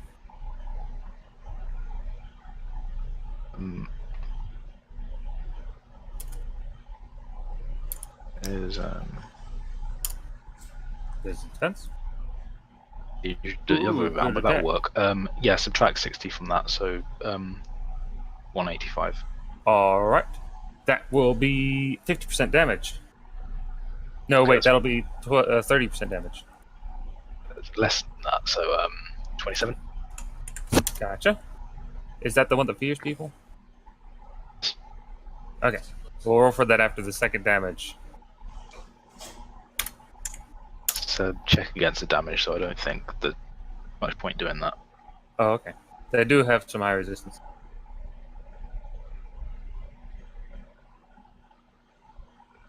With the modifier, that's 186. 186. All right, that's better. That one will deal 50% damage, so 50. 50, yeah. Got it.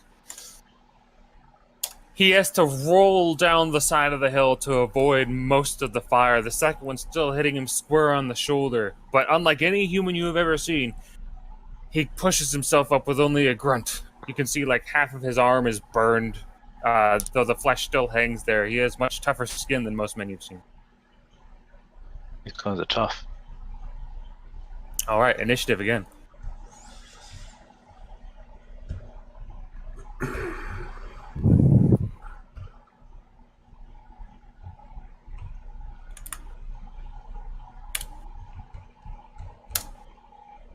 Ooh, good roll for it. Wait a minute. Oh yeah, Omen's really fast. I forgot.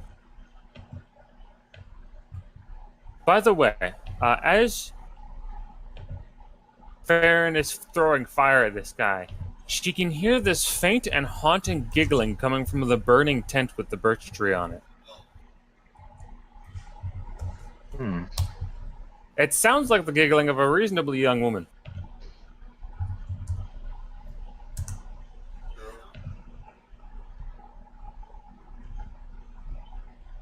Not spooky at all. No.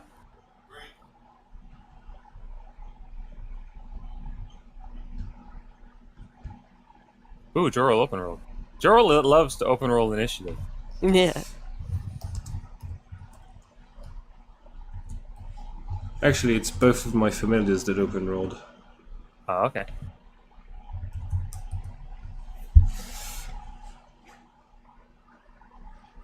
Has everybody rolled? Yeah. All right. In that case, we have Iterid first this time. Going to accumulate and hold actions. So I've Alright. accumulated 2 turns. Has anybody spent any fatigue yet? No. Not yet, I don't believe.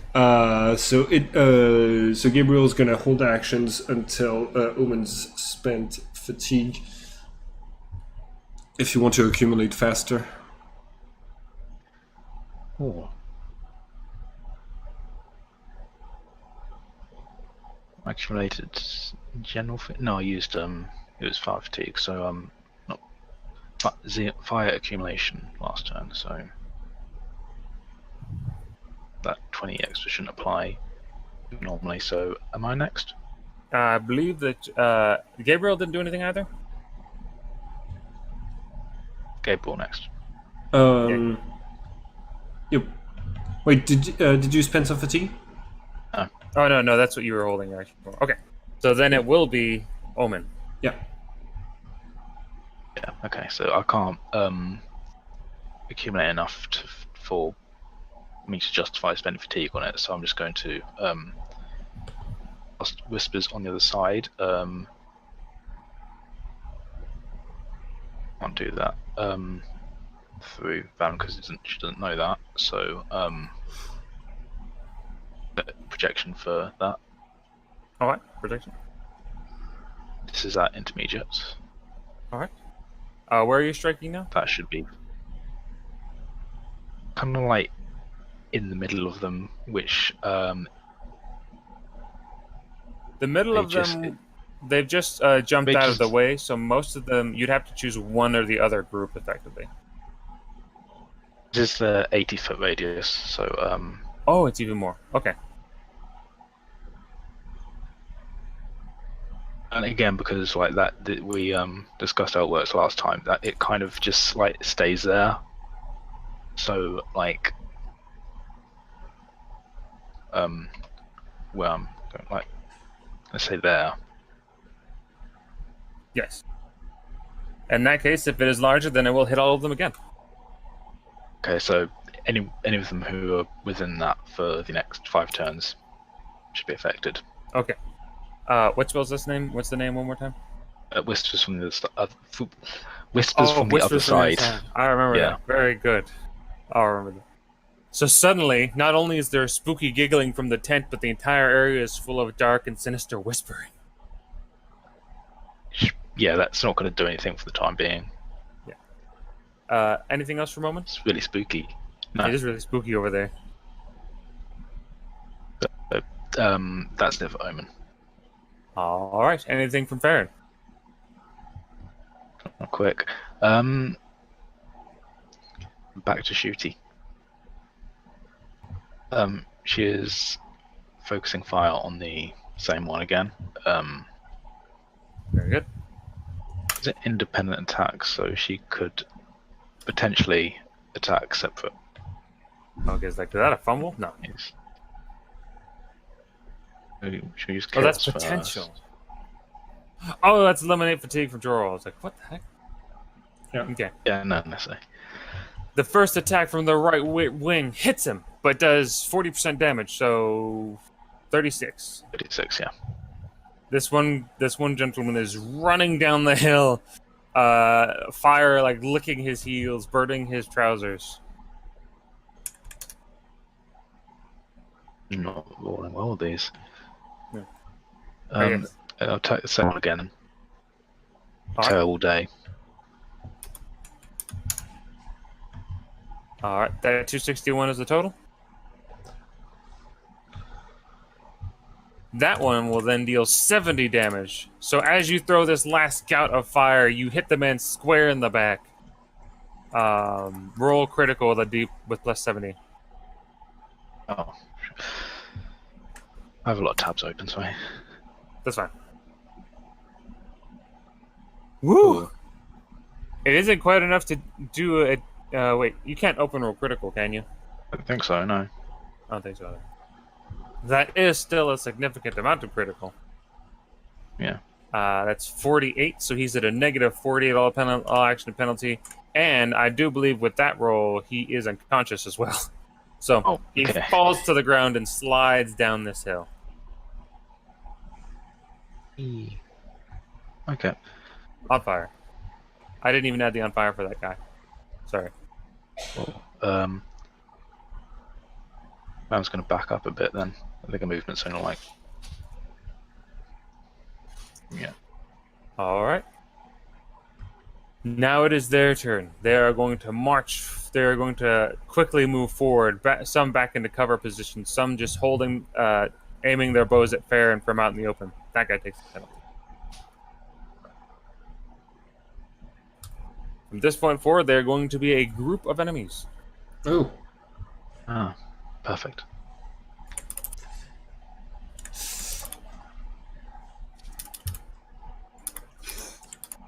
well, I rolled a 7 to defend Farron, so Farron's okay. Does Farron have any armor against physical? Yeah, I think it is armor 4 against all physical, but let me just double check. if it's 4, Oh, then she's cheap. gonna take 50% of the weapons damage. Yeah. 50% of, you said 70, so it should be 35 damage. No. Well, hold on a minute. I had a bit more absorption than Kendrick usually does in his games. So 30. Then you add 4, so it would only be 20% damage. Or with 4? No, it'll be 30% damage. So 21 damage. Hold on a minute. The damage is increased because they are firing you as a group, so it is actually okay. 33 damage. Yeah.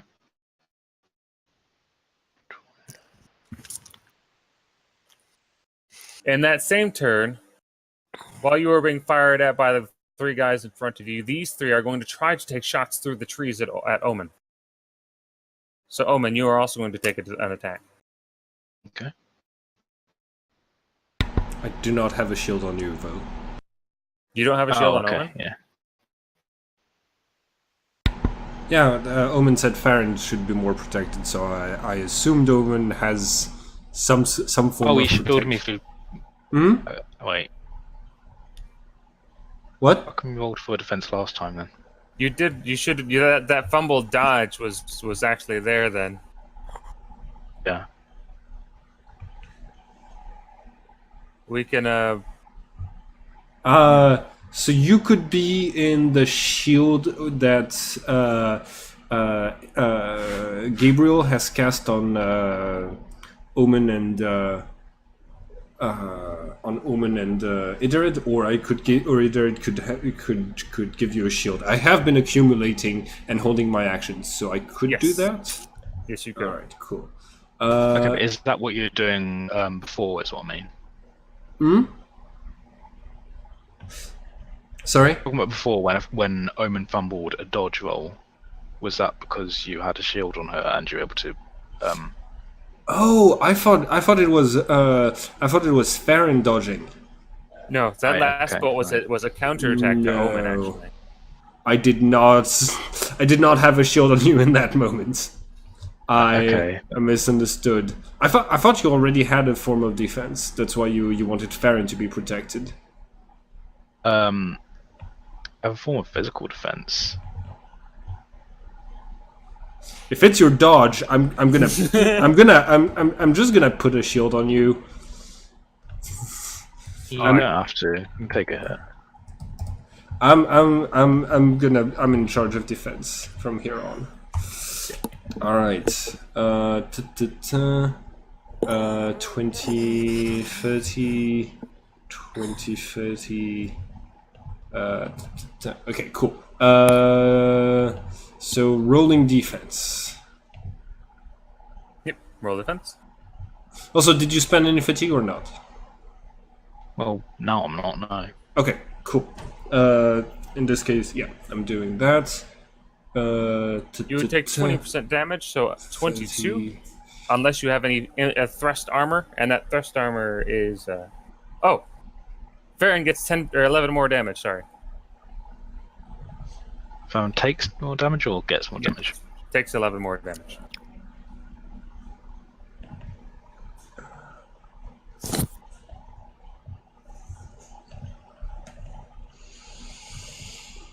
Journal is okay. Cool. All right. Who's next? The next one in the order is Jorl. Okay. 3, 1, Oh, 5, okay. 90. Okay, cool. Jorul's gonna keep casting. Yep. Okay. Then we're back to initiative. Okay.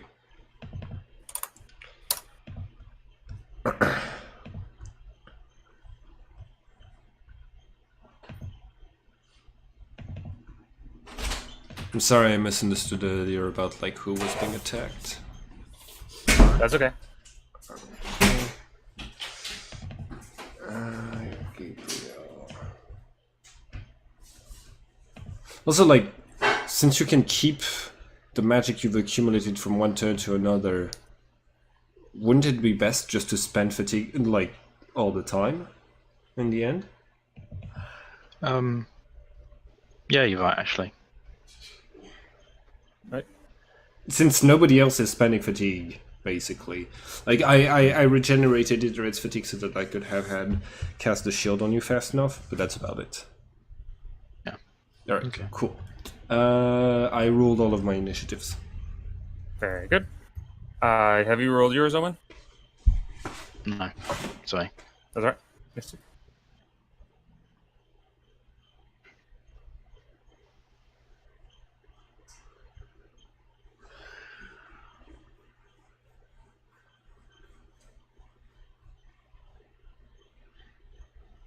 All right.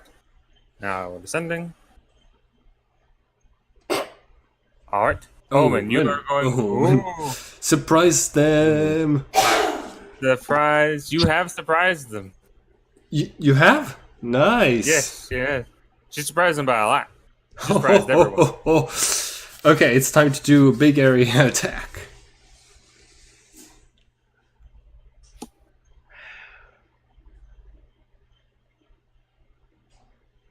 Sorry.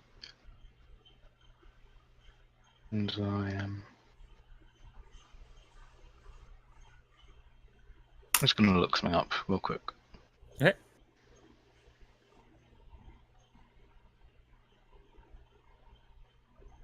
Oh, okay. Cool. Fireball. Fireball.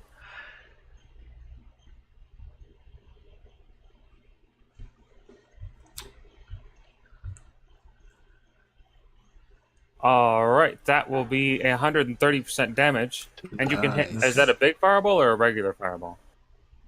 100 damage. I mean, like, what's the 100 size, base. the radius? So when are the mercenaries coming in? So Their 25. mercenaries will coming in shortly. Hmm. They have to run here. Yeah. So, what was the radius? 25 meters. So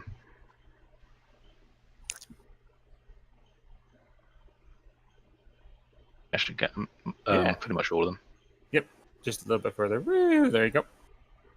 Found All immune right. to fire, so don't Yes. worry about that. Don't worry about Farron. The fireball strikes. Oh, so you take that amount that you do, 130, multiplied by 4. Whew.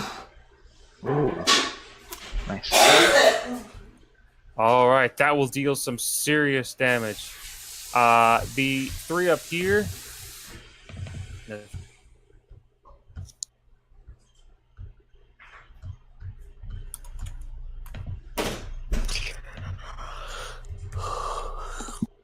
All right, you will take out 3 of them, or 4 of them, until there's only these 2 here left. The 2 at the bottom managed to survive thanks to the last bit of this lean-to giving way. Oh, okay. And you recover 6 points of fatigue. Gabriel's turn. Yeah, Gabriel eliminated 6 points of fatigue from Omen, and that's it. Farron. It's gonna Two blast guys. this one who's moving up. All right.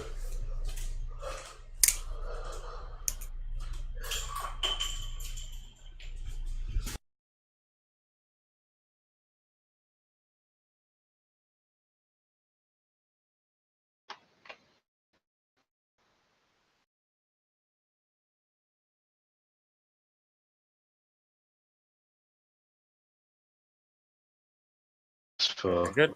right then. Now that they're in such a small group, they're no longer a group. They were a group for one turn. That will deal. That one will not deal any damage. The second one. One of these pierces armor, doesn't it? That's the one I'm attacking with now. Okay. Left one. Cool. So Ooh. it's 5 points of armor. Okay, so that one takes away all of his armor. That will be 120%. So 120. That's critical. Okay.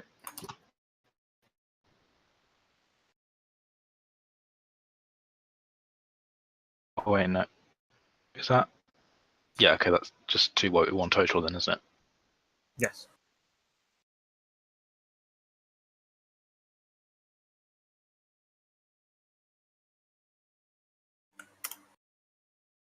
Uh,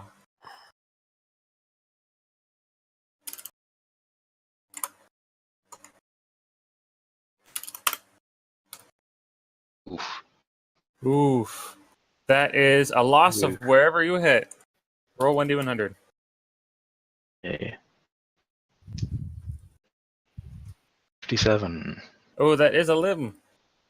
Ooh.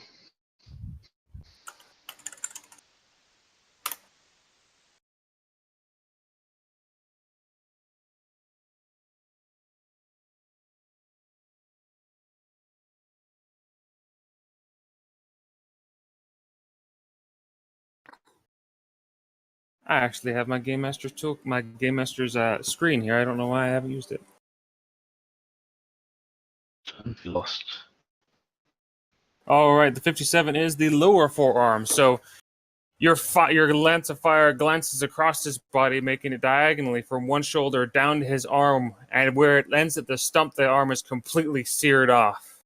Whatever's left of it sort of falls to the ground behind him, and he is not dead, but he is going to crumple into the ground and pass out from the pain. Anything for this other guy? No, I'm done for the turn. All right. Why did I even bother to hire mercenaries? You make me waste money. Oh of yes, which, you do anything. we made you waste money. It's such a shame that we're too efficient at killing the people that are after you. You 370 silver and 30 gold each. Don't worry, once you betray me, you get way more than that. All right. The last man standing is going to... He can only passive move because I'm going to say he did take that hit from the fireball originally, but he is going to start running back. Edra, do you have anything you want to do this turn? Edra or Durrell?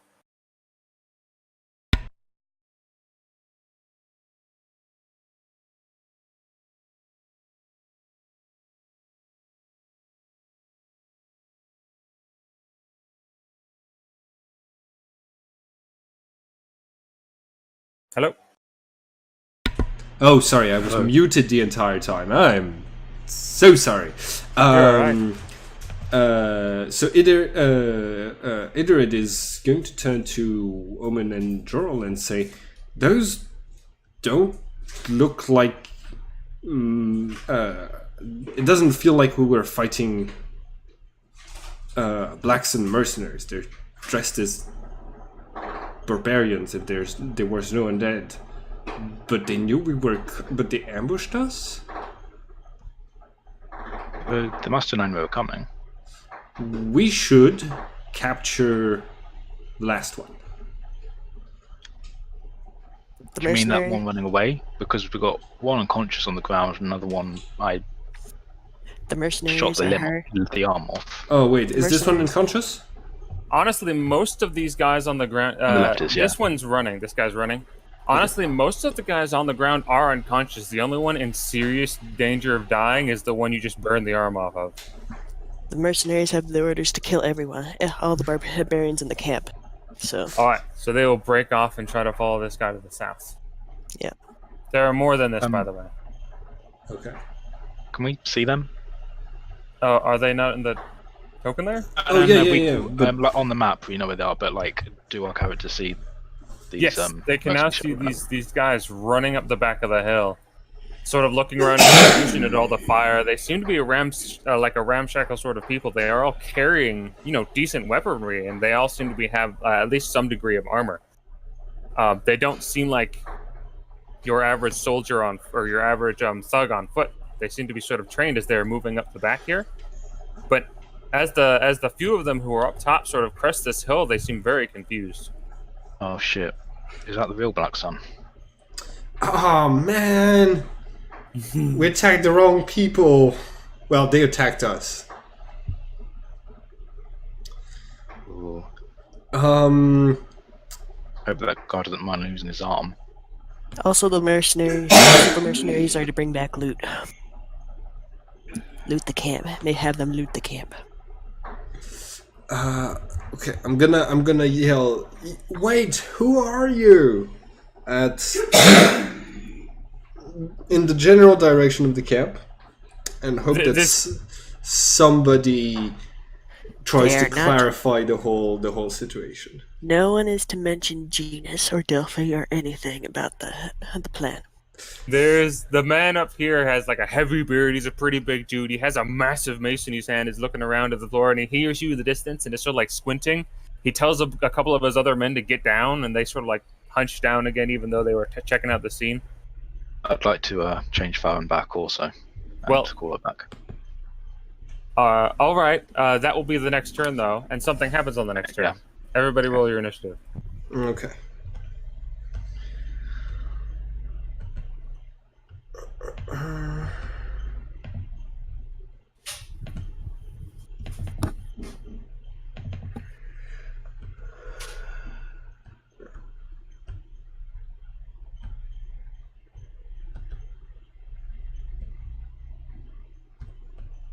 Let me know when all your initiatives are rolled. Okay.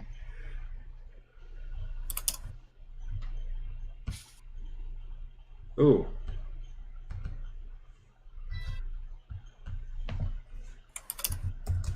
Ooh, Joro's very fast.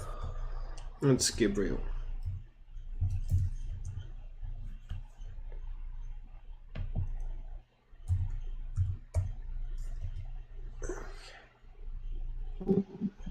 Alright, I'm done rolling initiative. All right.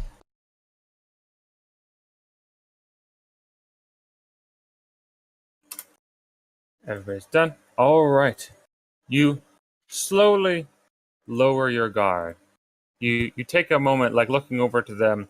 You know that they seem to be wary of you already, even though there are several men rushing down to gather this man from the south. He seems faster than them. He will outpace them in time. Actually, as you also know, he's heading towards the Marigraphos. Shit. Yeah, that makes sense. Omen, you have the first thing. Are you going to turn Farron back and bring her to you? I can see. We can see her now, probably. Yes. Like, everybody can see that there's a flaming angel lady over there. Hmm.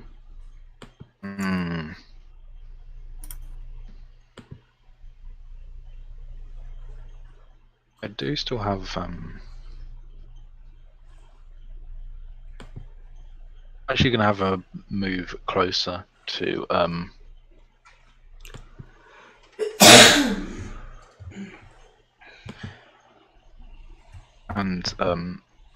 have her just hold off on doing anything for now. Oh. Gabriel, you? I'm also gonna hold off on doing anything, basically until somebody spends some fatigue. Okay. The two of you do that? Yep.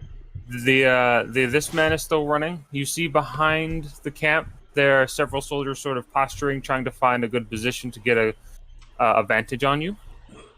And they don't seem to. You see the first one is watching you, still in the open, like waiting to see what your move is. He can sort of see you even there out there through the trees. No answer to my question about who they are. Who? Oh no, they can't seem to hear you. You're a decent distance away, and there are several fires burning around them. Yeah, that makes sense. Yeah. However, as you're watching, you can clearly see, and some of the men do, the collapsed tent with the birch tree on it, a shape slowly rising against the leather. Ah, fuck. Ah, yes. You could see it being cut away very cleanly. It sort of slides off the figure beneath. But what you see appear from within the tent is not a blade, but it seems to be the bow of a violin. Okay. Throwing up their arms, the leather falls off of them, and you get the image of this incredibly, unusually tall and thin individual holding a fiddle in one hand, the bow in the other. And as the tent falls off, 3 or 6 translucent wings unfurl from their back, which you, Jorl, immediately identify with the High Priestess. The devil went down to Dwanhof. Oh, it's a summoner. Someone with her, yeah. Yes. Oh my god. These men over here are just like staring up at this person, completely aghast. You can't see them. The person seems to be facing away from you, but they have long black hair down to their mid back, and their skin is like almost sickly white. And as they are staring, they sort of very gently put the bow upon the strings, and a single strum echoes through the trees, reverberating even within your head so far away.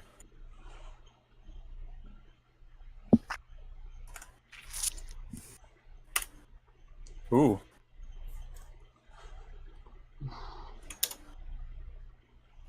Oh, Ooh. don't like that. No, sorry. All right. And as they step forward, 3 of the men here, you see blood immediately begin to pour from their ears, and they drop.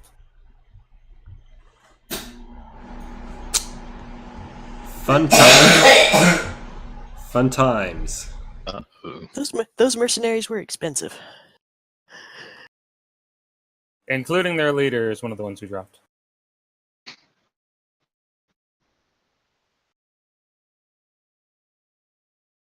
All right. And I'm going to get the token for this person in a second.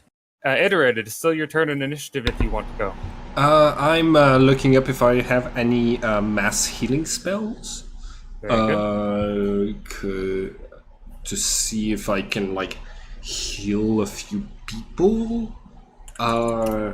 And basically like Gabriel, Idarid, and Droll are gonna like move forward at 1/4 of their movement speed in order to like try to gauge what's happening a bit better and try to talk with the people that are like fighting and trying to understand which sides are doing what and why. Okay. I do not think I have.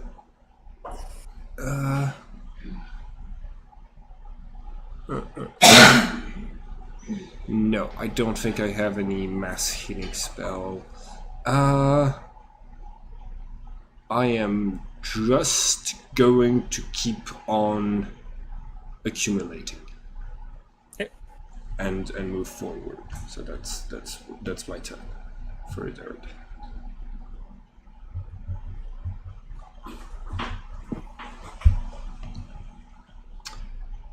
So Farron's next. Farron's next. What's Farron gonna do? When she sees this person hop out and start playing the violin.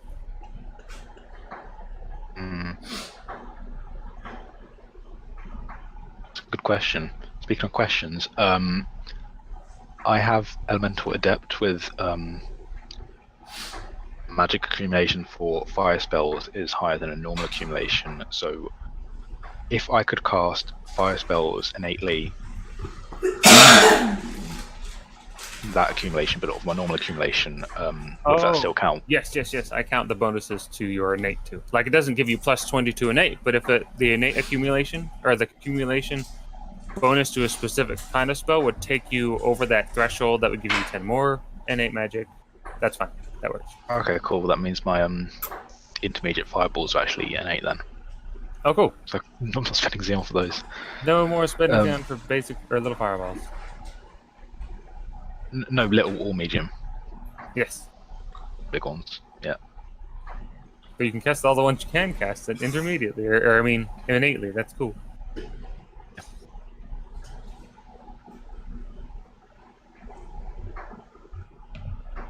What was I going to do? Oh, yeah.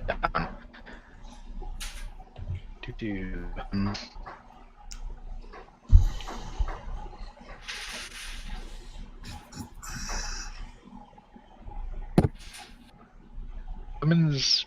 I'm just not going to order Found to do anything and see what she does. Okay.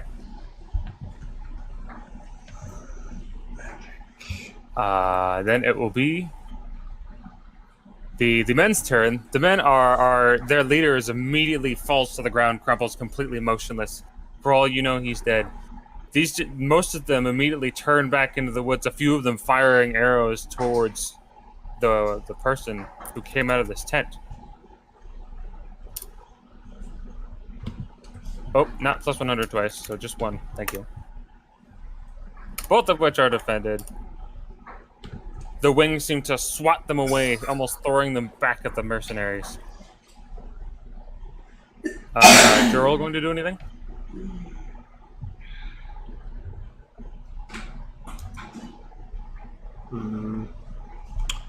One second. Just adjusting something. Okay, cool. So how many turns have we been in combat? Sorry. We have been in combat. I think this is turn number 6.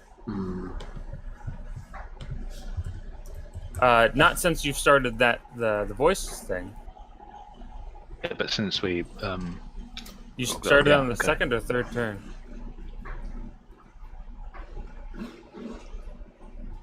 You started on the second turn, right? second turn. Okay, so yes. Then this next turn, we will be affected by them.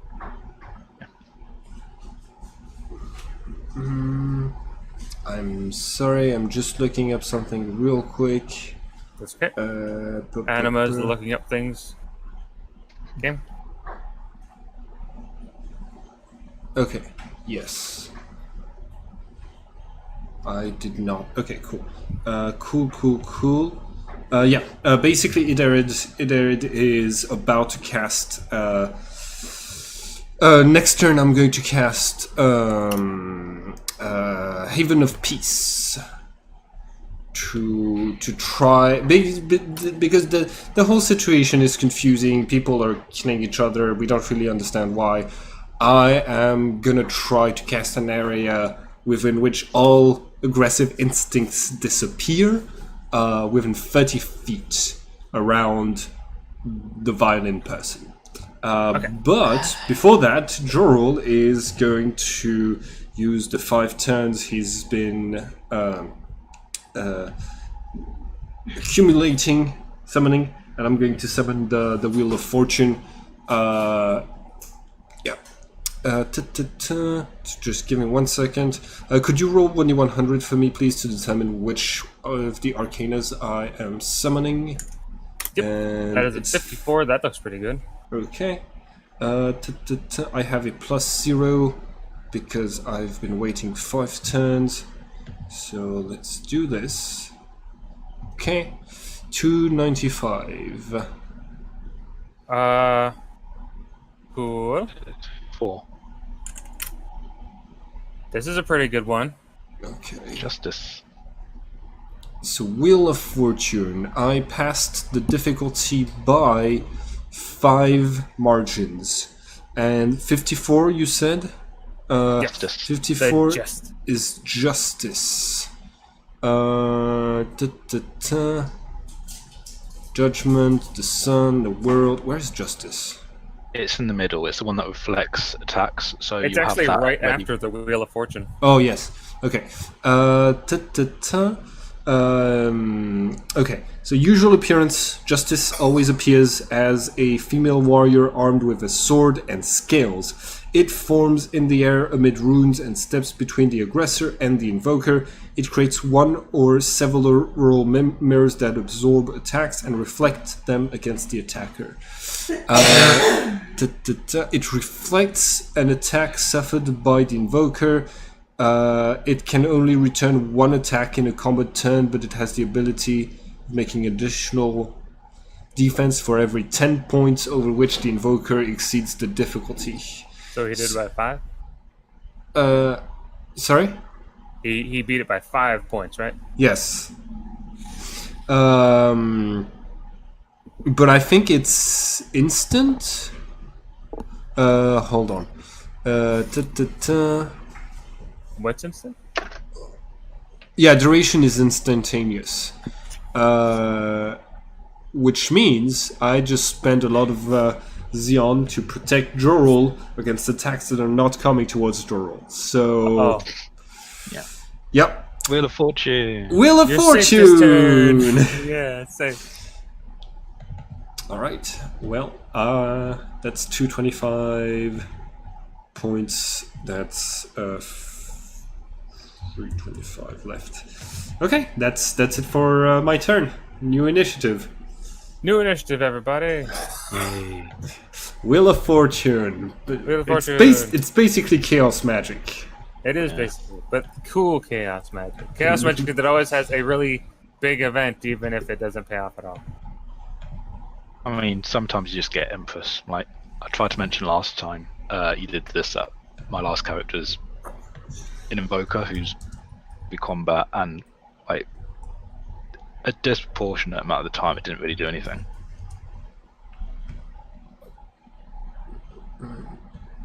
Incarnations as well. So like, if it was something physical like devil or something, he wasn't entirely useless. Yeah, but like incarnations are like really interesting. Incarnations are pretty cool. Okay. Alright, I'm done rolling initiative. Very good. Has everybody else done rolling initiative? Omen, you good? Yep. You're good. Sorry. Hold on a minute. So do your last attack before I make it impossible to desire aggressivity. That's a dangerous thing you're messing with. Yeah, especially if the creature resists and everybody else doesn't. Alright.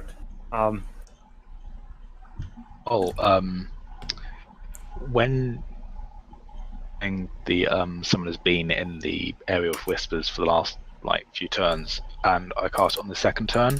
Yep. They will be making their resistance this turn. Yeah, but would that be on their turn? I believe it will. Is that okay? Okay. Yeah. Alright, very good.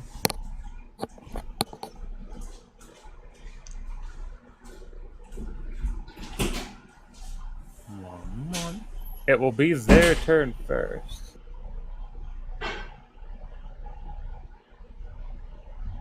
Yeah. I don't think the initiative is ranged based on the initiative yet. It is not Oh. Vilmers. Okay, Sorry. no problem. Gotta find something real quick here. Go. And pa. There we go. I just needed to get that icon out there. Okay.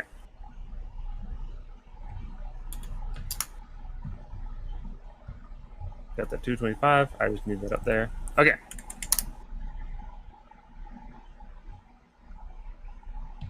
As the men flee from them, The winged individual takes a few steps down from the side, still playing. As they range farther from her. It's her. Who among you has see supernatural? Gift. Not the gift. See supernatural. Nobody? Nobody. All right. Wait. I thought Iterid did. Yeah, it might. See spirits. See spirits. Okay. Yeah. Still, all you see is this individual calmly walking around the top of the hill, playing their violin, and another 2 of the men down below just slump over and fall.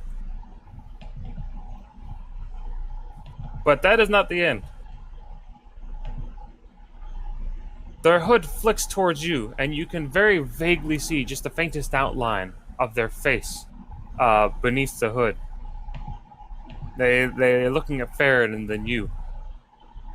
And suddenly, let me make sure this distance is right. Yes. She vanishes from your view. Like she's teleported, or? Yes. She doesn't vanish from Omen's view. In fact, Omen is now very, very close to her. Oh, hello. She whispers something, again, in Aelish. And let's see, I think all of you are about to make a defense. Okay. Fuck. Okay, so oh yeah, she teleported next to us. Yes, beside Omen. Well, this is gonna be fun. So Idarid is protecting Omen and Gabriel. So I do 2 defense rolls. Well,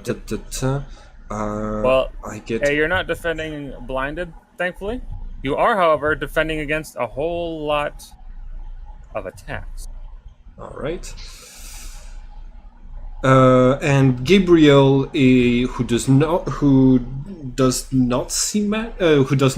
sees magic, but not the rest of the supernatural spectrum, is protecting Idarid and Jorol.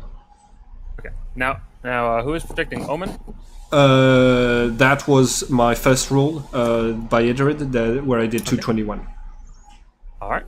Okay. I'm rolling this as a massive attacks because she summons 20 attacks with the Emperor.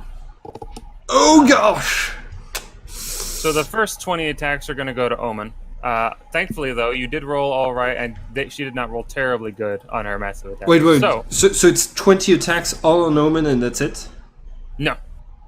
Not all on Omen, but most of them are on Omen. Okay, because that's probably going to break my shield. Yes, well, thankfully, the attacks pass. I made it as a single massive attacks. Oh, okay. Using those rules. Okay. So thankfully you're dead. Yeah, thankfully you're just dead. Actually, to confirm that, do you remember where the swarm of attack rules were? I thought they were in the basic book. Swarm of attacks? Yes, but it's only for ranged attacks. Oh, is it? Yes. Oh. Are you thinking of massive? I wasn't thinking of massive combat. I was thinking of massive. I thought there was an old way to do tons of attacks at one point. Yeah, there's like accumulation of projectiles is at the very beginning of Domino 6 set, and it allows you to have like extra, like to notch multiple arrows on your string when you're like shooting at someone.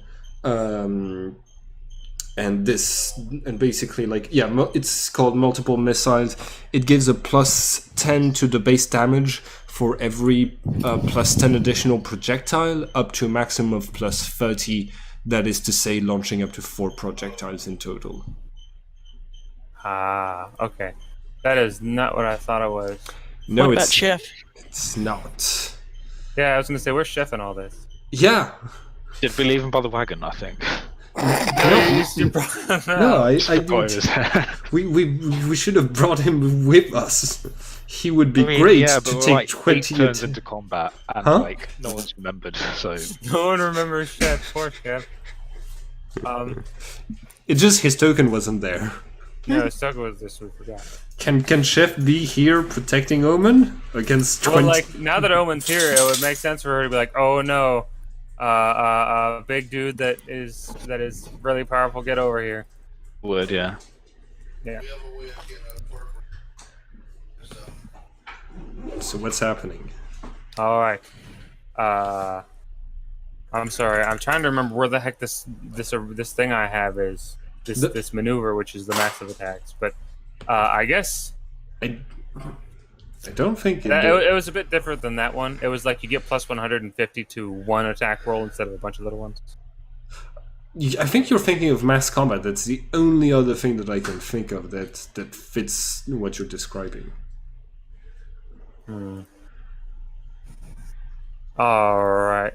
In that case, I might just make that. Let's see how much a mass combat roll would give.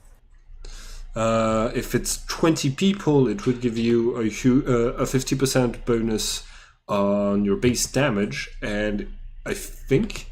Hold on, let me. Only 110, but no, only a 90 bonus to attack. All right, well that's fine.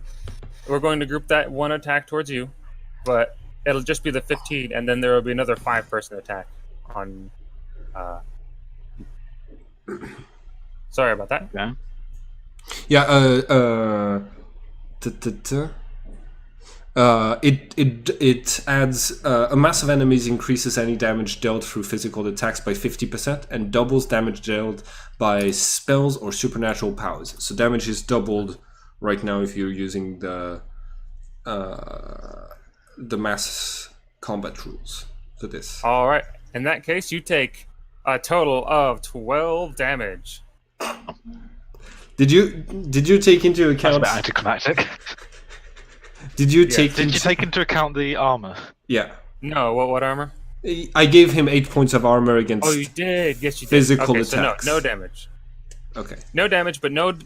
You do lose your turn, and no damage to the shield. Okay, but was anybody else hit? Yes, the other one is coming towards you, Jorl, but with less people. Okay. Droll is defended by Gabriel. Gabriel's shield can only stop physical attacks. These do count as physical attacks. Okay. In this case, projection, I get a 20 bonus for defending someone. And I'm pretty sure that's all I get as far as bonuses. Yeah. So 256. All right. So as the person steps over here towards you, still playing their violin, you can feel it like buzzing in your head, growing stronger, sort of starting to hurt, but not quite getting there yet. A throne appears over her head, bearing a regal figure in very nice, brightly colored robes. With a wave of their hand, a number of soldiers appear surrounding her and split up to attack both Omen and Jorl, doing very little damage, though, for how many of them there were. After everyone strikes, they vanish into light, and then the man above her vanishes as well. I say, oh damn, that's a summoner. All right, Omen's turn. How was that? No, Omen. No, Omen didn't lose her turn. Never mind. Oh, well, Omen I technically didn't lost get hit, Omen's... apparently. Well, she did lose her turn, though. She didn't lose HP. Yeah. Do you have any passive actions you want to take?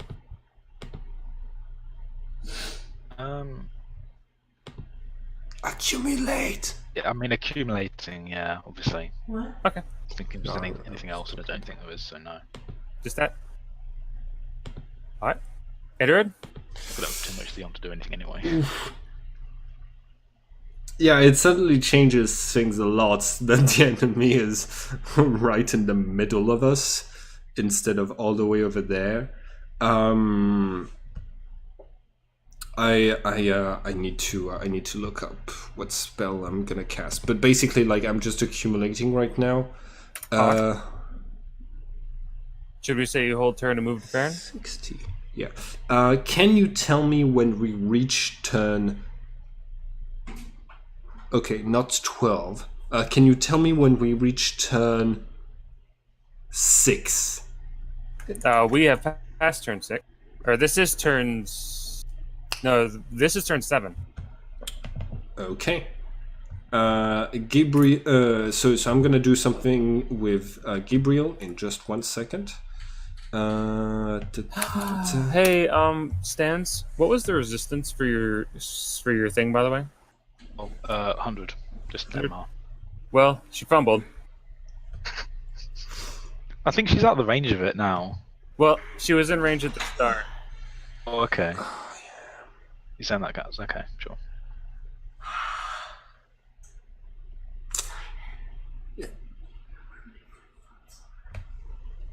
No, I'm sorry. Okay, so I don't know what it is going to cast. I'm going to look it up in a second, but I do have the spell that Gabriel is going to cast. Can I do that real quick? Yes. Okay. Gabriel has been slowly accumulating magic since the beginning of combat with to prepare to cast the spell from the Necronomicon. She turns to Jorel and casts Drain Characteristics to siphon his willpower. Ooh, spooky.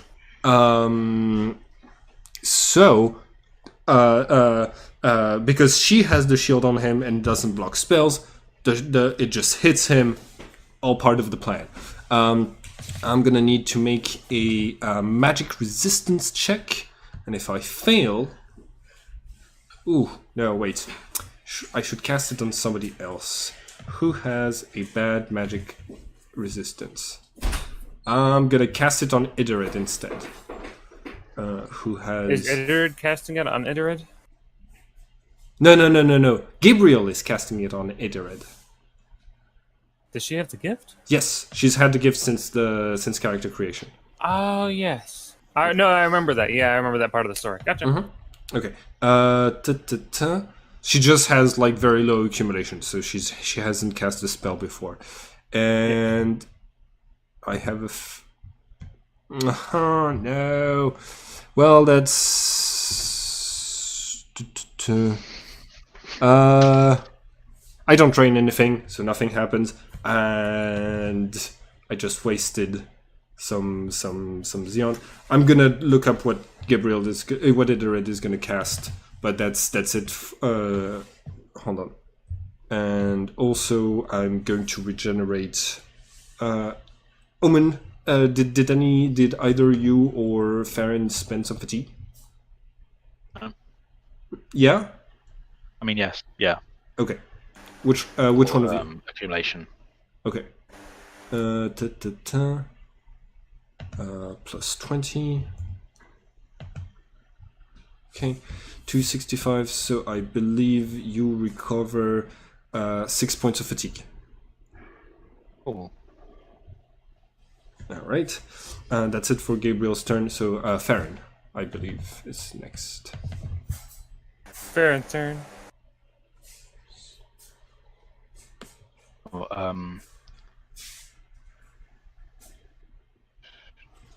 do you remember how I believe it's 150? I can't remember if it's 150 meters or 150 feet that fired projectiles from those who walk among us go. Generally, it's 150 to 300 feet. Feet. Okay. You'd have to move a little bit closer to get her. Not to get that guy though, or these guys. Okay, well, movement's 12 feet. So. Tell me if that's close enough or not, because I can't do meters to feet. Oh yeah, you are not quite close enough to hit her where you are. The woman in the middle of the all. Okay, I'll have a move further back anyway. 0.5 to 1 or.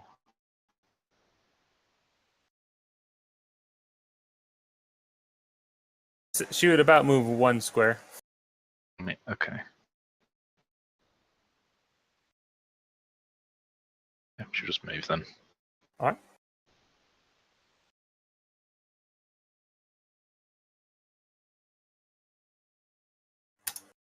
Just move a little bit. Next, it is Gabriel's turn. Oops, sorry. Next is Gabriel's turn. Gabriel recovered fatigue. The soldiers, these guys are gonna beat it. These guys are gonna look around in confusion because now the person that just was killing them is gone. They're gonna attempt to arrest this guy still, so they both run off. They all run off screen. This group. Now it's Chef's turn. What do you have Chef do? Chef, help. Chef, help! Dum dum dum.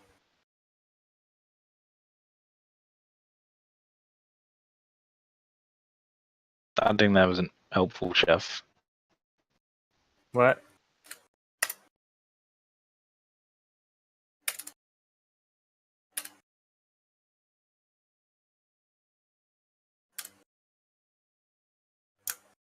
Ooh, Chef actually hits her.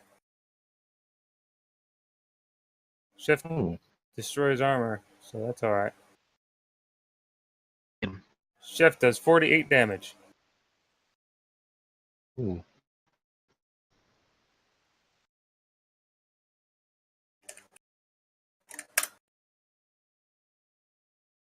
Alright. Joral's turn. Joral said he was going to be right back. Joel's here. I'm already back. Okay. This is just... Oh! That's the problem. Okay, sorry. One sec. I realized why there was a problem. My character sheet. Goodbye. Okay, cool. Things are back to making sense on my character sheet. So, I am going to... so Iterid is going to attempt a very risky maneuver that could pay off or end up being horribly wrong. I am going to use the fusion spell Oh dear. on Gabriel and on our enemy. Oh. What is the resistance for that? Oh, no. Hold on. 180? Yeah, I need to spend some fatigue to be able to do that. Hold on. Just give me 1 second. I've accumulated 180.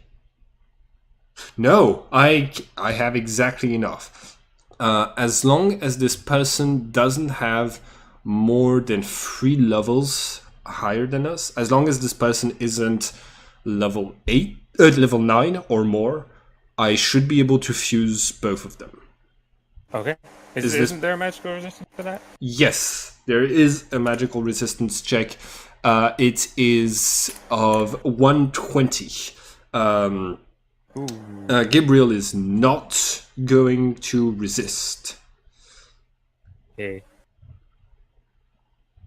They're pretty good at resisting magic, though. Okay. So that didn't work. That did not work, unfortunately. Okay. You see Gabriel like being drawn closer a little bit, but the magic is quickly cut off from the opposite side. All right. Okay. Powerful enemy. They're not high enough to ignore the spell, just high enough MR to resist that. Yeah. Okay. Jorl is going to attempt to summon the Wheel of Fortune again. All right, Wheel of Fortune. Okay. I've only had 1 turn this time, so... So my penalty is going to be much higher. Could you roll 1d100 for me, please? 27. Okay. That's not gonna be a great one. Minus That's 50. The Hierophant. Okay. 244. Which passes by 4 points. So I have one thing with the Hierophant. All right. So that means you have an attack in your pocket that you may cast whenever you want. It has 100 base damage. It deals double damage to any darkness or evil base damage. Okay. The Hierophant usually appears as an old man dressed as a high-ranking priest of the Invoker's Church, so probably a cardinal of Christianity. It makes So suggest... Jarl's about to get a twin? Well, it's actually a young woman dressed as this because it's the Wheel of Fortune. Oh yeah, Wheel of Fortune is a young woman A young girl of indeterminate age. dressed as those things. It makes a gesture of blessing, and among a chorus of religious chants, it creates a huge cross that fires a bolt of sacred energy. Yeah, I'm gonna target it at the summoner. All right. So Jarl summons lollies. Creepy old man. They're Indeterminate age. yeah. The attack 160 attack. is 160. Oh, you want to roll for me? Okay. No, the High Priestess defends with 160 as well. Oh, nice. 100 plus 160. Haha! Open roll. Open rolls are the bane. 259. 310 and 19. No.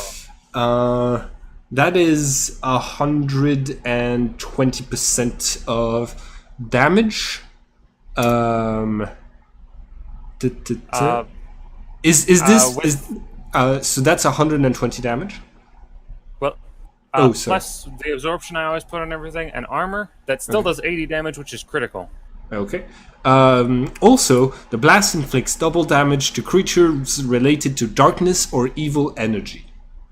This creature is not. Okay. So thankfully for them, if it was, they would be totally obliterated.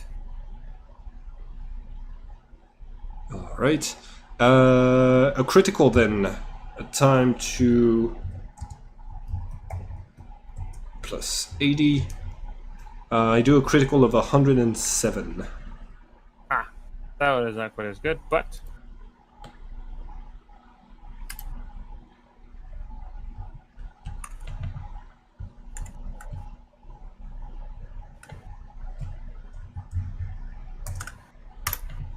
they do manage to resist that critical. Okay. That's it for my turn. So new initiative. New initiative, everyone. They Okay. are bleeding. They're bleeding heavily. Where did that hit them? Oh, you want me to roll to see where I the... was just gonna roll because it's not. It was a critical, but it didn't do any damage. I just wanted to see. Struck them square in the chest. That cross-shaped symbol burned into the stomach of their robe. Which actually, now that you're looking at that, roll an occult with a religion, please. Ooh, nice. Hold on. That thing you like. Yeah, the thing you like. Okay.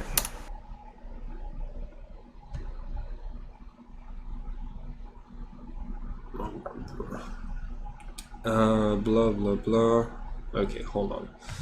Occult with religion 468. I am beyond the Zen level. You know everything. No, and honestly, this isn't even that difficult. You don't know. There's a lot of things you don't know about this religion, but you can definitely identify it as a robe of somebody who is heavily affiliated with Lilium. You know all about their tree symbols, and that the birch is generally a symbol of somebody who takes care of those who commit lesser evils. They are generally like of the Lilium religion. They are judges. They are those who go out and seek justice. So it's a Lilium priest. Yes. Okay.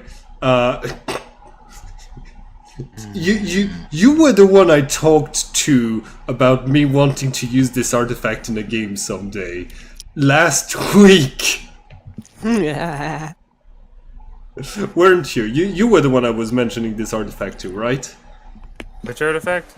The Lilium related robe. Oh, we did mention that, yes. Okay. It's I think it's pretty fun. Cool. I've already rolled all of my initiatives. All right, Omen, are you rolled?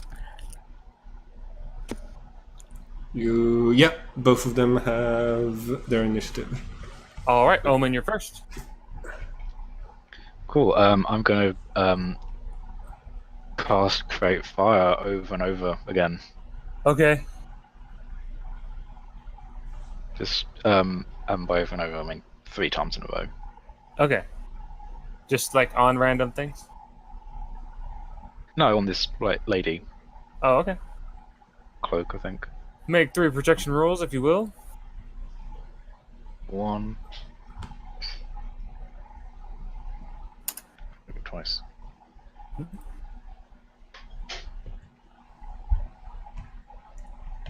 You manage to catch her wings on fire. They're lightly burning now, though they seem to be made of light, so the fire pretty quickly douses itself. Is there anything else you wish to do?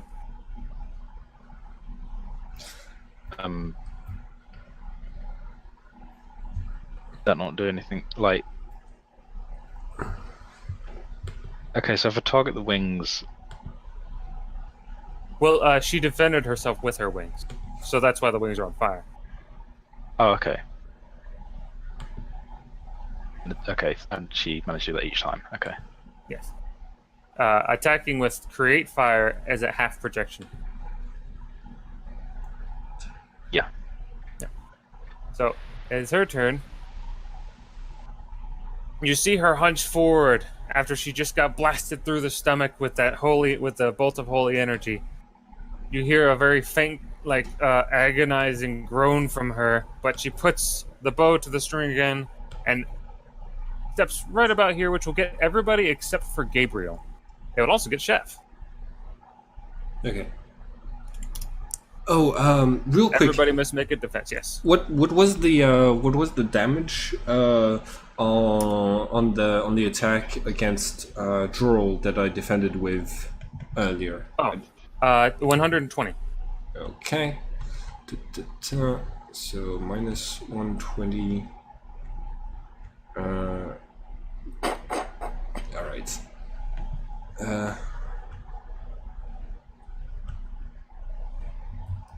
Okay. Wait, no, minus 240 actually, it's doubled. And right now this attack is gonna target everyone except who? Everyone except for Gabriel, who is out of its range. Okay.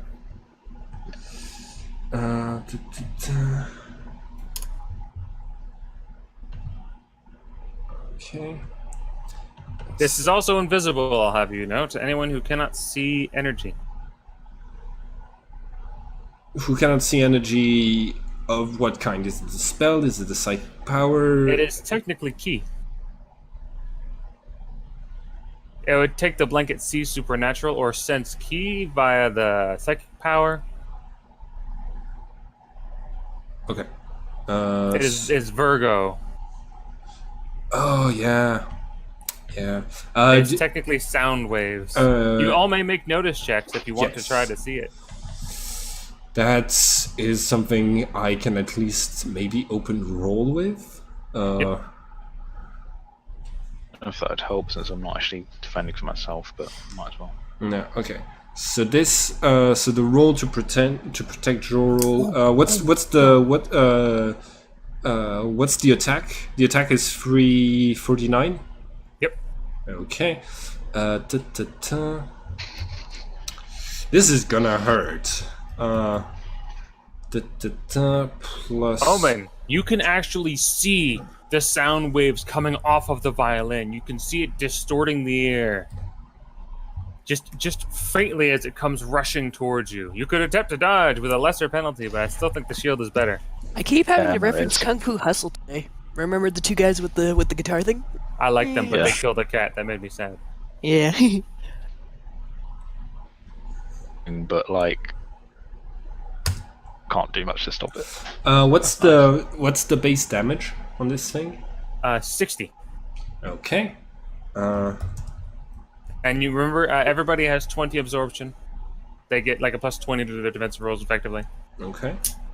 So that's 1,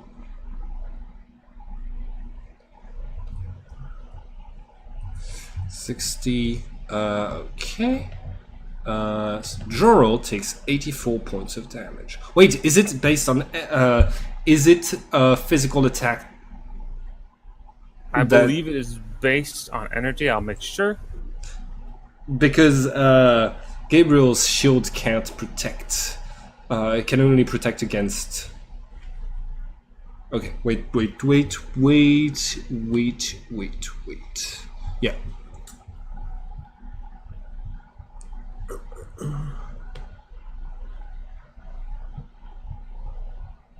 Oh, Uh huh. Oh, no, never mind. Shoot. I was going to say, I don't know if she has to also roll magic to get this high. Or roll music, but I don't think she does. No, she just has to have a high music skill. Yes, her base is about as good as her attack. I just wanted to make sure that, like, if she rolled super high on attack, she didn't have to roll high on music to match it. Okay. So is it energy based? From what I can tell, the attack is considered a supernatural discharge. Okay. I can. Okay.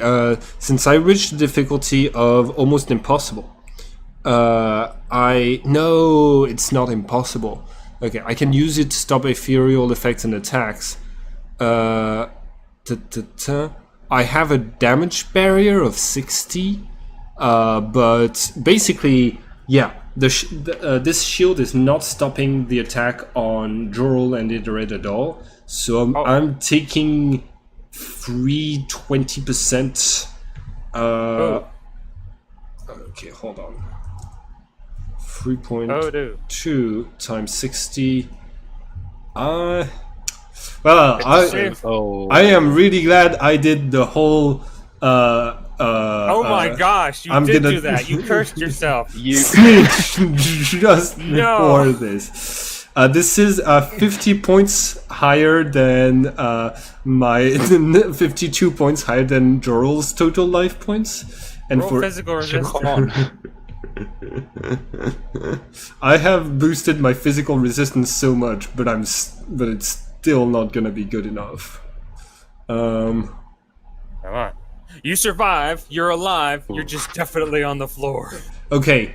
What's the my constitution is 10. How much in the negative can I be? You know what? We were using Bond because of Bond, how he made his character. We are using the rolling rule, so it depended on your physical resistance roll right there. Okay. Which means that you with that roll could live up to like negative 59, I think.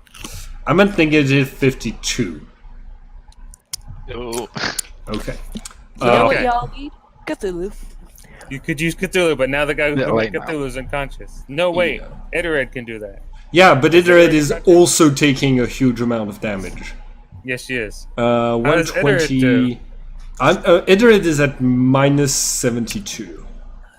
Oh. She needs to roll she's physical definitely good. resistance. Yeah, physical Now resistance. remember, you can roll the highest of your physical resistance between either her or you. Because I you're don't- familiars, you can share those. No, I think that's only for with the dragon familiars.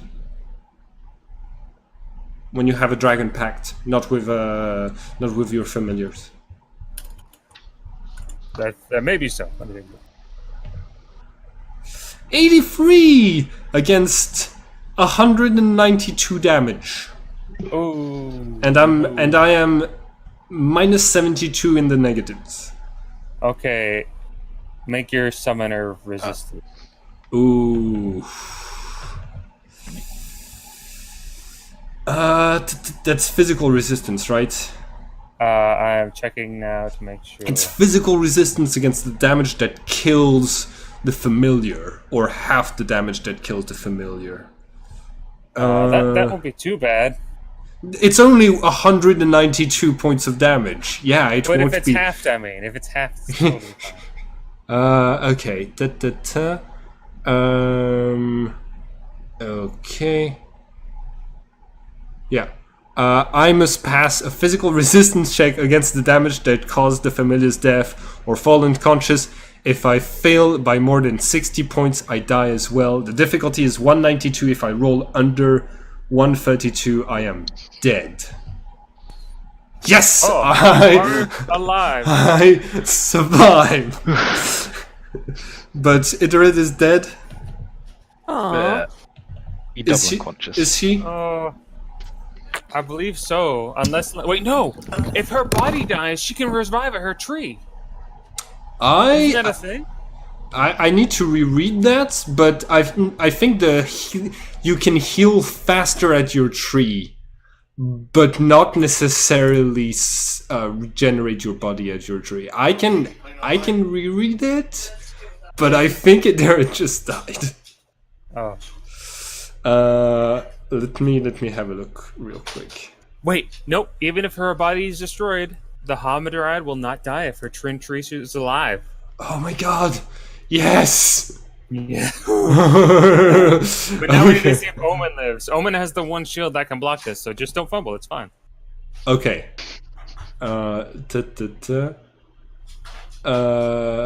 Okay.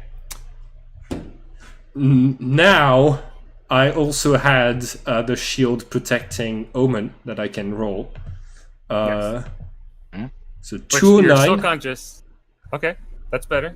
It's happened at the 209. same time, right? So that should still count. Yes, that That's still counts. 100 and not 100. 100 and yes, 20. 120 points of 120% of the weapon's damage on the Omen. Well, it is actually impact damage with which she has 8 armor for. Yeah, so that's 40% of the damage. And then I give my additional plus 20, so she takes 12 damage. Okay. No, I already took into account the plus 20. Okay, then 24 damage. For 24, okay. Okay. Oh boy, we're all on the defensive. Okay. Hold Gerald on a is. minute. There's one person who needs to defend still. Oh yeah, chef. Oh, The chef. most important of us. Now I have a question. Oh no, I'm good. Gabriel might be out of the attack, but she still has to roll because I'm hurt. Yes. Chef is fine. I need to see what fucking barber's lab works. Chef's cool. You know what I mean? Well, and anybody who makes E10 years or more on the same medication. Okay. Whew. Chef is completely unharmed. Okay.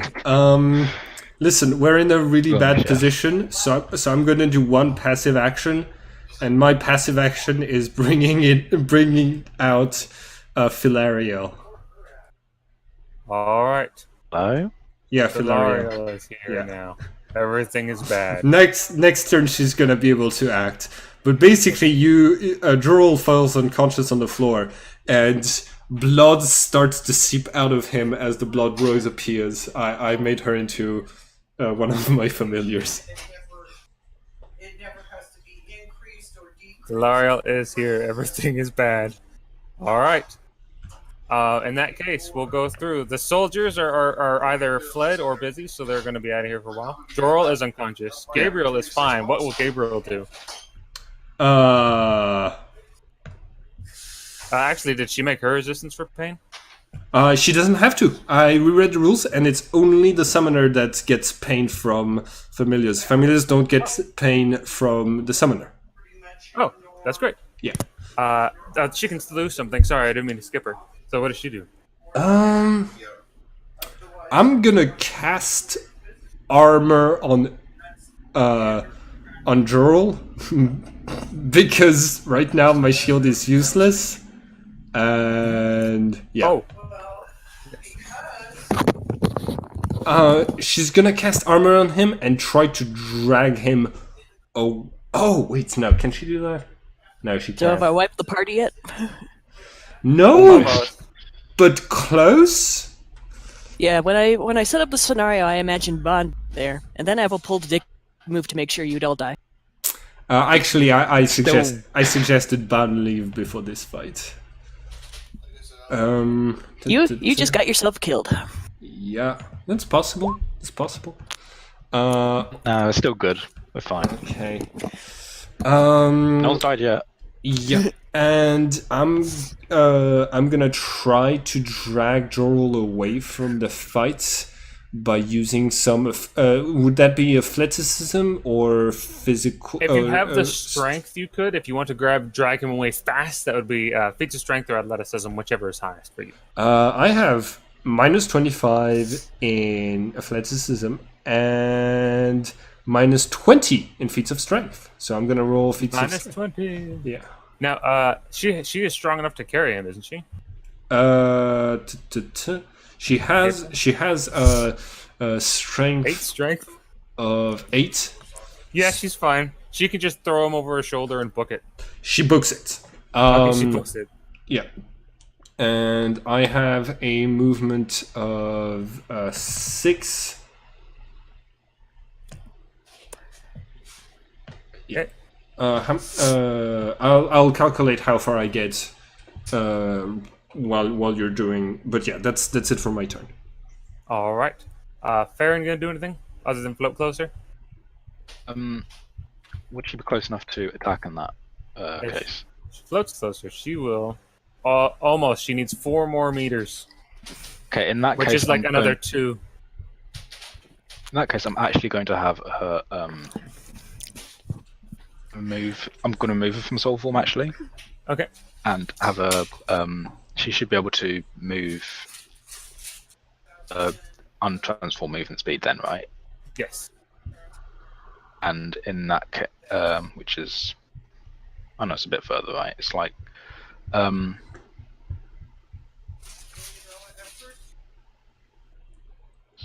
12 meters versus her movement speed 8.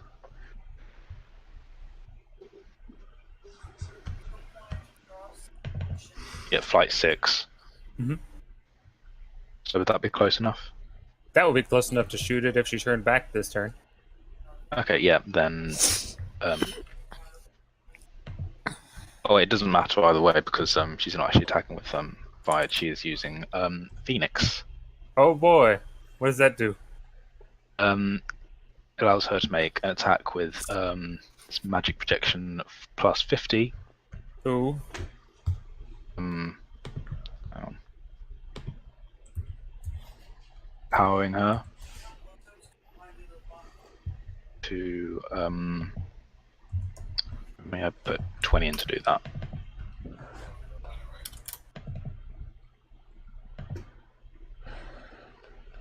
Yeah.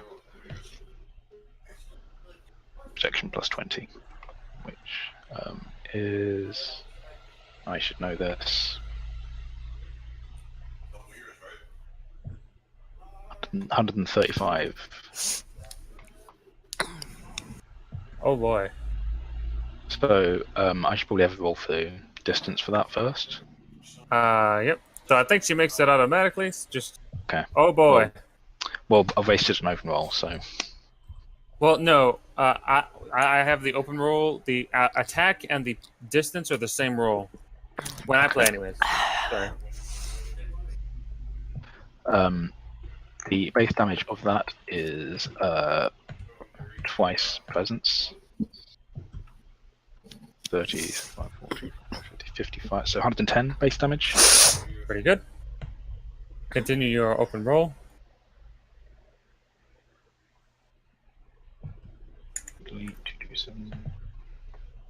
Oh yeah, Zedarid did. Edorid, her body is destroyed, but as long as her tree survives, she will be reborn. Oh no, yeah. I am Groot. Temporarily dead, only mostly dead. Yes. All right. Does that pierce any armor? No, it's just a normal attack. Well, heat attack. It deals You just need to make 30 a damage. To physical resistance check against double the damage suffered. Okay, so 33 physical resistance. She does make the physical resistance. However, She does fall over. Like she just trips or like No. She Oh, she's raises dead. her wings. Not dead. She raises her wings to defend from the assault of the fire, and it pushes her back, pushing her to the floor. And her hand wavers for a moment before she falls unconscious. Also, you've burned her fiddle. hey oh. Ba, ba, ba, ba, ba, ba, ba, ba, ba. And Thellario's just like here now. Oh, hey, hi. Glad you could join us. Oh, Everyone here, like Jerome? dead on the ground. Miss Jorrel Well, is actually, on the no one floor. died. No one died. Well, technically, Idarid died, but it's okay. She has a tree. Her tree is her real Yeah. form. I don't see anywhere that it says that if she that she can regenerate. But even if her body is destroyed, I see it. Oh, thank God! I know. I was really worried. Oh my God! I'm Okay. ruining the immersion as a GM, but I actually don't like to kill you guys. Yeah, no, I feel the same, but like when it happens, you know. But I got really close with Jorrel of dying. And I know. So many resistances went just barely in your favor. So By the way, this is end of session, I imagine. Okay, perfect. Mhm. Oh yeah, it's already. Oh, I've got to go. Yeah, you got to go to work. I'm super sorry. Go. All right. Have a good day. Have a good day, everyone. Also, I revealed that I have Hilariel for nothing. I'm so I know, sad. it just appears. There Well, she that was is. cool. Hi everyone, and thank you for watching this video. If you want to keep up with all of the adventures on this channel, don't forget to subscribe and click the bell button so you can get a notification each time we upload the next episode of this story. And it would be very nice of you to like and share the video to help this channel grow. Have a nice day, everyone.